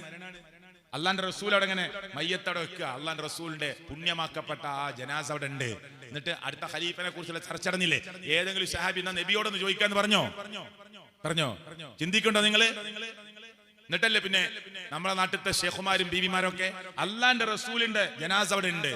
അപ്പൊ അടുത്ത ഖലീഫ ആരാന്നുള്ള ചർച്ച നടക്കുമ്പോ ഏതെങ്കിലും മുഹാജിറുകളുടെ കൂട്ടത്തിൽപ്പെട്ട ആളോ അൻസാറുകളുടെ കൂട്ടത്തിൽപ്പെട്ട ഒരാൾ പറഞ്ഞോ നമുക്ക് നബിയോടൊന്ന് ചോദിക്കാന്ന്? ആരെങ്കിലും പറഞ്ഞോ? അള്ളാന്റെ റസൂലിന്റെ ഖബറാണ് ആയിഷ ബീവി റളിയല്ലാഹു അൻഹയുടെ ഉമ്മാന്റെ റൂമിനുള്ളിലുള്ളത്. എന്നിട്ട് ആയിഷ ബീവി പട്ടിണിയില്ല. എങ്ങനെ? അബ്ദുറഹ്മാൻ ഇബ്നു ഔഫ് പറയാണ്, ആയിഷ റളിയല്ലാഹു അൻഹ പട്ടിണി കിടന്നിട്ട് ഞാൻ ഏറ്റെടുത്തു അവിടുത്തെ ചെലവ്. ആരെ ഖബറാ റൂമിനുള്ളിലുള്ളത്? ലോകം കണ്ട റഹ്മത്തുൽ ലിൽ ആലമീനായ മുഹമ്മദ് മുസ്തഫ സല്ലല്ലാഹു അലൈഹി വസല്ലം ഖബറാ ആയിഷ ബീവിന്റെ റൂമിനുള്ളിലുള്ളത്. എന്നിട്ട് അത് വെച്ച് പൈസ ഉണ്ടാക്കിയോ? ഇത് അഡ്രസ്സും കൂടി ഇല്ലാത്ത ഏതെങ്കിലും കടപ്പുറത്ത് നിന്ന് കിട്ടിയ കാല് മതി പള്ളിക്ക് വരുമാനാകാൻ. അള്ളാന്റെ റസൂൽ സല്ലല്ലാഹു അലൈഹി വസല്ലമയുടെ ആ മയ്യത്ത് റൂമിനുള്ളിൽ ഉണ്ടായിട്ട് ആയിഷ ബീവി പട്ടിണിയിലാണ്. കടപ്പുറത്ത് നീട്ടിയ കാലുമതി. നാട്ടില് പള്ളിക്ക് വരുമാനം, മദ്രസിന് വരുമാനം. ഒരു സ്ഥലത്ത് കയ്യ, ഒരു സ്ഥലത്ത് കാല, ഒരു സ്ഥലത്ത് അഡ്രസ് ഇല്ല. മുനമ്പത്ത് ബീവി ഫാത്തിമത്തു സുഹറ മീറ്റിംഗ് കൂടിയിട്ട പേരാ. കടലിൽ നിന്ന് കിട്ടിയൊരു മയ്യത്താ. കുപ്പായത്തിന്റെ കൈ നീളുണ്ടായിരുന്നു എന്നുള്ളത് കൊണ്ട് മുസ്ലിമത്താന്ന് മനസ്സിലായതാ. എന്നിട്ട് അവരെന്നെ എഴുതിയ കിതാബിൽ പറയുന്നതാണ് പേരറിയില്ല, ഊരറിയില്ല. പിന്നെ എങ്ങനെ ഇപ്പൊ അവിടെ ഫാത്തിമത്ത് സുഹറ എന്ന് വന്നത്? മീറ്റിംഗ് കൂടി ഒരു തീരുമാനം എടുത്തു നമുക്കൊരു പേരിടാണ്. അങ്ങനെ ഇട്ട പേരാ. അഡ്രസ് പോലും അറിയാത്ത മനുഷ്യരുടെ ഖബറുകൾ കെട്ടിപ്പൊക്കി വരുമാനാക്കുക. അള്ളാന്റെ റസൂലിന്റെ ഖബറ് റൂമിന് ഉള്ളിലുണ്ടായിട്ട് ആയിഷ ബീവി പട്ടിണി കിടക്കുക, ഒരു നേരത്തെ ഭക്ഷണം കിട്ടാതെ. മുസ്ലിം ഉമ്മത്തെ നിങ്ങൾ പഠിക്കണം. ഇൻഷാ അല്ലാഹ് ഇവിടെ സംസാരിക്കാൻ ഇനിയും അവസരം ഉണ്ടാകുമെങ്കിൽ നമുക്ക് ഇൻഷാ അല്ലാഹ് ബാക്കി സംസാരിക്കാം. റബ്ബ് തൗഫീഖ് നൽകുമാറാകട്ടെ. ഇത് പരലോകത്തിന്റെ വിഷയമാണ്, വാശിയുടെ വിഷയമല്ല. ഇത് പരലോകത്തിന്റെ വിഷയമാണ്, ഇത് വാശിയുടെ വിഷയമല്ല. ഈ നാട്ടിലെ ഇത് കേട്ട ആളുകൾ പടച്ചവന്റെ കോടതിയിൽ സാക്ഷി പറയേണ്ടി വരും. ഞങ്ങളുടെ ഉത്തരവാദിത്വം ഞങ്ങൾ നിർവഹിച്ചിരിക്കുന്നു. ശരീരത്തിന്റെ ബുദ്ധിമുട്ടുണ്ടായിട്ടും പ്രയാസമുണ്ടായിട്ടും തൊണ്ടക്ക് വേദന ഉണ്ട്, സുഹൃത്തുക്കളെ നിങ്ങൾ പ്രാർത്ഥനയിൽ ഉൾപ്പെടുത്തണം. നെഞ്ചിന് ചെറിയ വേദന ഉണ്ട്, പ്രയാസം. എന്നിട്ടും ഈ സംസാരം നിങ്ങളുടെ മുമ്പിൽ 2 മണിക്കൂറോളം ഞാൻ സംസാരിച്ചിട്ടുള്ളത് പടച്ചവന്റെ കൂലി ആഗ്രഹിച്ചിട്ടാ, അള്ളാഹുവിന്റെ പ്രീതി ആഗ്രഹിച്ചിട്ടാ, വേറൊന്നും കൊതിച്ചിട്ടല്ല, വേറൊന്നും ആഗ്രഹിച്ചിട്ടല്ല. ഒരുപാട് ദൂരം യാത്ര ചെയ്തു വന്ന് തിരിച്ച് നാളെ തന്നെ നാട്ടിലേക്ക് മടങ്ങി മറ്റന്നാള് ലക്ഷദ്വീപിൽ നടക്കുന്ന പ്രോഗ്രാമിലേക്ക് യാത്ര ചെയ്യാനുണ്ട്. എന്നിട്ടും വെള്ളിയാഴ്ച വിളിച്ച ഒരു ഡേറ്റിന് ഇന്ന് ഡേറ്റ് കൊടുത്തത് പ്രിയപ്പെട്ടവർ അള്ളാന്റെ കൂലി ആഗ്രഹിച്ചിട്ടാ. പടച്ചവന്റെ മാർഗത്തിലുള്ള ദഅവത്ത് അള്ളാഹു കബൂൽ ചെയ്യുമാറാകട്ടെ. അള്ളാഹുവിന്റെ കൂലി മാത്രം ആഗ്രഹിച്ചിട്ടാണ് നമ്മളെപ്പോലെയുള്ള എളിയ ഈ തൗഹീദിന്റെ പ്രബോധകന്മാർ, ഇതിന്റെ പ്രവർത്തകന്മാർ, ഞങ്ങളൊക്കെ നിങ്ങളെപ്പോലെ ഒരു സാധാരണക്കാർ മാത്രമാണ്. നമ്മളെല്ലാവരും നിർവഹിക്കുന്നത് അള്ളാഹുവിന്റെ ദഅവത്താ. അതുകൊണ്ട് നമ്മളും സംഘാടകരാ. ഇവിടുത്തെ കസാര എടുത്തു വെക്കാനും അതേ ഇവിടുന്ന് എന്താവശ്യമുണ്ടോ അങ്ങോട്ട് കൊണ്ടുപോകാൻ നമ്മളൊക്കെ ഒരുപോലെയാണ്. ആർക്കും വ്യത്യാസമില്ല. നമ്മളൊക്കെ നമ്മുടെ നാടിന്റെ സംഘാടകരും പ്രവർത്തകന്മാരുമാണ്. പടച്ചവന്റെ കൂലി മാത്രം ആഗ്രഹിച്ച് ഇവിടെ വന്നു ചേർന്ന മുജാഹിദുകളോടും സെലഫുകളോടും എനിക്ക് പറയാനുള്ളത്, നമുക്ക് വിശ്രമിക്കാൻ സമയമില്ല. അള്ളാഹുവിന്റെ ദീനിന്റെ ദഅവത്ത് രംഗത്ത് നമ്മൾ സക്രിയരായി ഇറങ്ങേണ്ട സമയമാണ്. കടുത്ത അപരാധത്തിലേക്കും കടുത്ത ശിർക്കിലേക്കുമാണ് മുസ്ലിം ഉമ്മത്തിനെ കൊണ്ടുപോകുന്നത്. ഇറാഖിന്റെ ബാഗ്ദാദിൽ കിടക്കുന്ന മൊയ്തീൻ ഷെയ്ഖിനെ 1000 വട്ടം വിളിച്ചാൽ വീട്ടിൽ വരുമെന്ന് വിചാരിക്കുന്നത് ഡിഗ്രി ഉള്ളവരാണ്, ബിരുദാനന്ദ ബിരുദമുള്ളവരാണ്, ഇപ്പോഴും വലിയ ബിരുദങ്ങൾ നേടിയവരാണ്. എഞ്ചിനീയർമാരായ ആളുകൾ വരെ, ബിരുദാനന്ദ ബിരുദങ്ങൾ കരസ്ഥമാക്കിയവർ, പ്രൊഫഷണൽ രംഗത്തുള്ള ആളുകൾ വരെ വിചാരിക്കുന്നത് ഇറാഖിന്റെ ബാഗ്ദാദിൽ കിടക്കുന്ന മൊയ്തീൻ ഷെയ്ഖ് 1000 വട്ടം വിളിച്ച റൂമിൽ വരും എന്ന് വിശ്വസിച്ചുകൊണ്ടിരിക്കുന്ന മുസ്ലിങ്ങളുണ്ട്. ഇവർക്ക് ഹൃദയത്തിനുള്ളിലേക്ക് സത്യദീൻ എത്തിക്കാനുള്ള ഓട്ടമാണ് നമ്മൾ നടത്തുന്നത്. അള്ളാഹു കബൂൽ ചെയ്യുമാറാകട്ടെ. ഈ എന്റെ സംസാരം കേട്ട ബംബ്രാനയിലെ കുമ്പോൽ പ്രദേശത്തുള്ള യുവാക്കളെ, നിങ്ങൾ പഠിക്കണം. വാശിയെ മാറ്റി നിർത്തി കേട്ടോ, മുജാഹിദ് സമസ്താനൊക്കെ മാറ്റി നിർത്തി നിങ്ങളൊന്ന് പഠിക്കണം. പള്ളിയിലെ ഉസ്താദ് മനുഷ്യരല്ലേ, ഇവിടെ പ്രസംഗിക്കണോലും മനുഷ്യരല്ലേ ആണ്, അവരൊക്കെ പഠിച്ചിട്ട് മനസ്സിലാക്കിയവരല്ലേ ആണ്. ഞാൻ നിങ്ങളുടെ മുമ്പിൽ പറഞ്ഞത് അത് കിതാബിൽ വന്നത് വായിച്ച് പഠിച്ച് മനസ്സിലാക്കിയിട്ട് പറയല്ലേ. അതുപോലെ ഉസ്താദുമാർക്കും ആ കിതാബ് ഓതിയിട്ട് നിങ്ങളെ മുമ്പിൽ പറഞ്ഞു തരുമ്പോ അതെ നിങ്ങൾക്ക് ബുദ്ധിയില്ലേ ഉണ്ട്. അപ്പോ അതിന്റെ ബാക്കി എന്താ, അതിന്റെ ബാക്കിൽ എന്താ, അതിന്റെ ഫ്രണ്ടിൽ എന്താ, ഇന്ന് എല്ലാ ഭാഷയിലും പഠിക്കാനുള്ള അവസരങ്ങളില്ലേ. ഖുർആന്റെ അർത്ഥം എല്ലാ ഭാഷയിലും കിട്ടൂലേ. ഇംഗ്ലീഷ് അറിയുന്നവർക്ക് അങ്ങനെ കിട്ടില്ലേ, ഹിന്ദി അറിയുന്നവർക്ക് അങ്ങനെ, മലയാളം അറിയുന്നവർക്ക് അങ്ങനെ. ഏത് ഭാഷയിലാണ് നിങ്ങൾക്ക് വേണ്ട എല്ലല്ലേ. നിങ്ങളും പഠിക്കുക. നിങ്ങൾ SSLCക്ക് ഫുൾ A+ വാങ്ങിയവരാ, +2ന് ഫുൾ മാർക്ക് വാങ്ങിയവരുണ്ട്, ചെറിയ മാർക്ക് നഷ്ടപ്പെട്ടവരുണ്ട്, ഡിഗ്രിക്ക് ഉയർന്ന മാർക്ക് വാങ്ങിയവരുണ്ട് അല്ലേ. നിങ്ങളുടെ ബുദ്ധി ഒരു പക്ഷേ സാധാരണ പള്ളി ദർസിൽ പഠിക്കുന്ന ഒരു ഉസ്താദിന് അല്പം കിട്ടിക്കൊള്ളണമെന്നില്ല. അപ്പൊ നിങ്ങൾ ഞാൻ അവരെ മോശമാക്കിയല്ല, പഠിക്കാൻ വിചാരിച്ചാൽ നിങ്ങൾക്ക് നല്ല ബുദ്ധി അള്ളാഹു നൽകിയിട്ടുണ്ട്. ഒന്ന് പഠിക്കാൻ ശ്രമിക്കുക. അള്ളാന്റെ ദീൻ എങ്ങനെയാണ്, എന്താ ഖുർആൻ പറഞ്ഞിട്ടുള്ളത്, എന്താണ് ഹദീസിലൊക്കെ പറഞ്ഞിട്ടുള്ളത്, നിങ്ങൾക്കറിയുന്ന ഭാഷയിൽ ഒന്ന് വായിച്ച് പഠിച്ചു മനസ്സിലാക്കി പരലോകത്ത് രക്ഷപ്പെടാനുള്ള മാർഗം ഒരുക്കുക. ഒരാളുണ്ടാവില്ല. ലോകം കണ്ട ഏറ്റവും വലിയ തങ്ങളായ മുഹമ്മദ് റസൂൽ കരീം സല്ലല്ലാഹു അലൈഹി വസല്ലം മോളോട് പറഞ്ഞ എന്താ, മോളെ സലീം ഇമ്മാലി എന്റെ സ്വത്ത് ചോദിച്ച തരാനാ, പക്ഷേ മോളെ പരലോകത്തുനിന്ന് മോളെ കാക്കാൻ വാപ്പാക്ക് കഴിയില്ല. എങ്ങനെ പരലോകത്തുനിന്ന് മോളെ നിന്നെ കാക്കാൻ വാപ്പാക്ക് കഴിയില്ല. ആര്? മുഹമ്മദ് മുസ്തഫ സല്ലല്ലാഹു അലൈഹി വസല്ലം. പിന്നെ നമ്മളെ ഈ ഏർവാടി കിടക്കുന്ന ആള് കാക്കൂന്ന് വിചാരിക്കാൻ പറ്റുമോ? നാഗൂർ കിടക്കുന്ന ആള് കാക്കൂന്ന് വിചാരിക്കാൻ പറ്റുമോ? അജ്മീറിൽ കിടക്കുന്ന ആള്, തിരുവനന്തപുരത്ത് കിടക്കുന്ന ആള്, കുഞ്ഞിപ്പള്ളി കിടക്കുന്ന ആള്, കാസർഗോഡ് കിടക്കുന്ന ആള്, കുമ്പോല് കിടക്കുന്ന ആള്, ഉള്ളാള് കിടക്കുന്ന ആളിനെ രക്ഷിക്കും. അള്ളാന്റെ റസൂലാ പറയണത് മോളോട്, എന്റെ ബാപ്പാന്റെ സ്വത്ത് ചോദിച്ചാൽ തരാ, പക്ഷെ പരലോകത്ത് നിന്ന് വാപ്പാക്ക് നിന്നെ രക്ഷിക്കാൻ കഴിയില്ലട്ടോന്ന്. അവനാന്റെ തടി രക്ഷപ്പെടുത്താളെ പണിയെടുത്തോന്നാ പറയണേ. റസൂലുള്ളാഹിക്ക് എത്ര സംരക്ഷണം കൊടുത്ത ആളാ അബൂ ത്വാലിബ്, നരകത്തിൽ നിന്ന് രക്ഷപ്പെടുത്താൻ പറ്റുമോ? ഇത് മാത്രം ചിന്തിച്ചോ നിങ്ങള്. റസൂലുള്ളാഹിക്ക് പ്രൊട്ടക്ഷൻ കൊടുത്ത ആളാ, റസൂലുള്ള ആഗ്രഹിച്ച ആളാ. അബൂ ത്വാലിബ് ഒന്ന് മുസ്ലിം ആയിരുന്നെങ്കിൽ എന്ന് കൊതിച്ചിരുന്നു, എന്നിട്ടായോ? ഇല്ല. നരകത്തിൽ ഏറ്റവും ചെറിയ ശിക്ഷ അബൂ ത്വാലിബിനാ. തീന്റെ 2 ചെരുപ്പ് അല്ലെങ്കിൽ കറ്റ കാല് അണീക്കും, അതോടുകൂടി തലച്ചോറ് തിളച്ചു മറിയുന്ന, ഇതാണ് ചെറിയ ശിക്ഷ. ഈ അബൂ ത്വാലിബ് മുസ്ലിം ആകണമെന്ന് മുത്തുനബി ആഗ്രഹിച്ചിട്ടില്ലേ? ഉണ്ട്. പറഞ്ഞു കൊടുത്തില്ലേ മരിക്കാൻ നേരത്തും ലാ ഇലാഹ ഇല്ലല്ലാഹ് ചൊല്ലിയോ? എന്നിട്ട് ലോകം കണ്ട തങ്ങളായ മുഹമ്മദ് മുസ്തഫ ഏറ്റവും വലിയ ശഫായത്ത് നാളെ പരലോകത്ത് നടത്തുന്ന അള്ളാന്റെ റസൂൽ സല്ലല്ലാഹു അലൈഹി വസല്ലമക്ക് ഇത്രയും ഇഷ്ടപ്പെട്ട ഒരാള് നരകത്തിലാ നാളെ. എന്നിട്ട് ഏതോ തങ്ങന്മാരും ബീവിമാരും ഹോജമാരും ഉസ്താദുമാരും ഇങ്ങനെ പറയണം കേട്ട്, കെട്ടുകഥയും പറയണ കേട്ട്, അന്ധവിശ്വാസം പറയണ കേട്ട് CM കബറിൽ മലന്ന് കിടക്കുക. ആ ആകാശത്ത് കൂടി പോണ ഫ്ലൈറ്റൊക്കെ മൂപ്പര് കാണുന്നുണ്ട്. ട്രെയിന് കൂട്ടിമുട്ടാതെ പോകുന്നത് CM കൺട്രോൾ ചെയ്യാണ്. ഫ്ലൈറ്റുകൾ ഇങ്ങനെ പോകുന്നത് CM കാണുകയാണ്. ഖബറിൽ ഇങ്ങനെ മലന്ന് കിടക്കുക. അവിടെ ഇങ്ങനെ കിടക്കണം, എണീച്ച് പോകുന്നൂടെ അവിടുന്ന് എല്ലാം കണ്ടിട്ട്. ഇത് പറയുമ്പോൾ ഇത് വിശ്വസിച്ച് നിൽക്കുന്ന ഒരു സമൂഹമായി നമ്മൾ മാറാതെ ചിന്തിക്കുന്ന ആളുകളായി മാറുക. അള്ളാഹു അനുഗ്രഹിക്കുമാറാകട്ടെ. അള്ളാഹു അനുഗ്രഹിക്കുമാറാകട്ടെ. അള്ളാഹു അനുഗ്രഹിക്കുമാറാകട്ടെ. ദീന് പഠിക്കാനുള്ള സാഹചര്യം അള്ളാഹു നമുക്കെല്ലാവർക്കും പ്രദാനം ചെയ്യുമാറാകട്ടെ. തൗഹീദിന്റെ വക്താക്കളായി മാറാൻ അള്ളാഹു തആല നമുക്ക് സൗഭാഗ്യം നൽകുമാറാകട്ടെ. പഠിച്ച ദീന് നിലനിർത്തി ജീവിതത്തിൽ പോകുന്ന ആളുകളായി അള്ളാഹു നമ്മെ അനുഗ്രഹിക്കുമാറാകട്ടെ. ഈ സംസാരം കേട്ടവരിൽ അള്ളാഹു മാറ്റമുണ്ടാക്കി നമുക്കും പ്രതിഫലം ലഭിക്കുന്ന ഏറ്റവും വലിയ സൗഭാഗ്യം അവർക്കും നമുക്കും അള്ളാഹു നൽകി അനുഗ്രഹിക്കുമാറാകട്ടെ. വാശിയെല്ലാം മാറ്റി നിർത്തി പഠിക്കാനുള്ള മനസ്സ് അള്ളാഹു എല്ലാവർക്കും നൽകുമാറാകട്ടെ. ആമീൻ ആമീൻ ബിറഹ്മതിക യാ അർഹമർ റഹീമീൻ.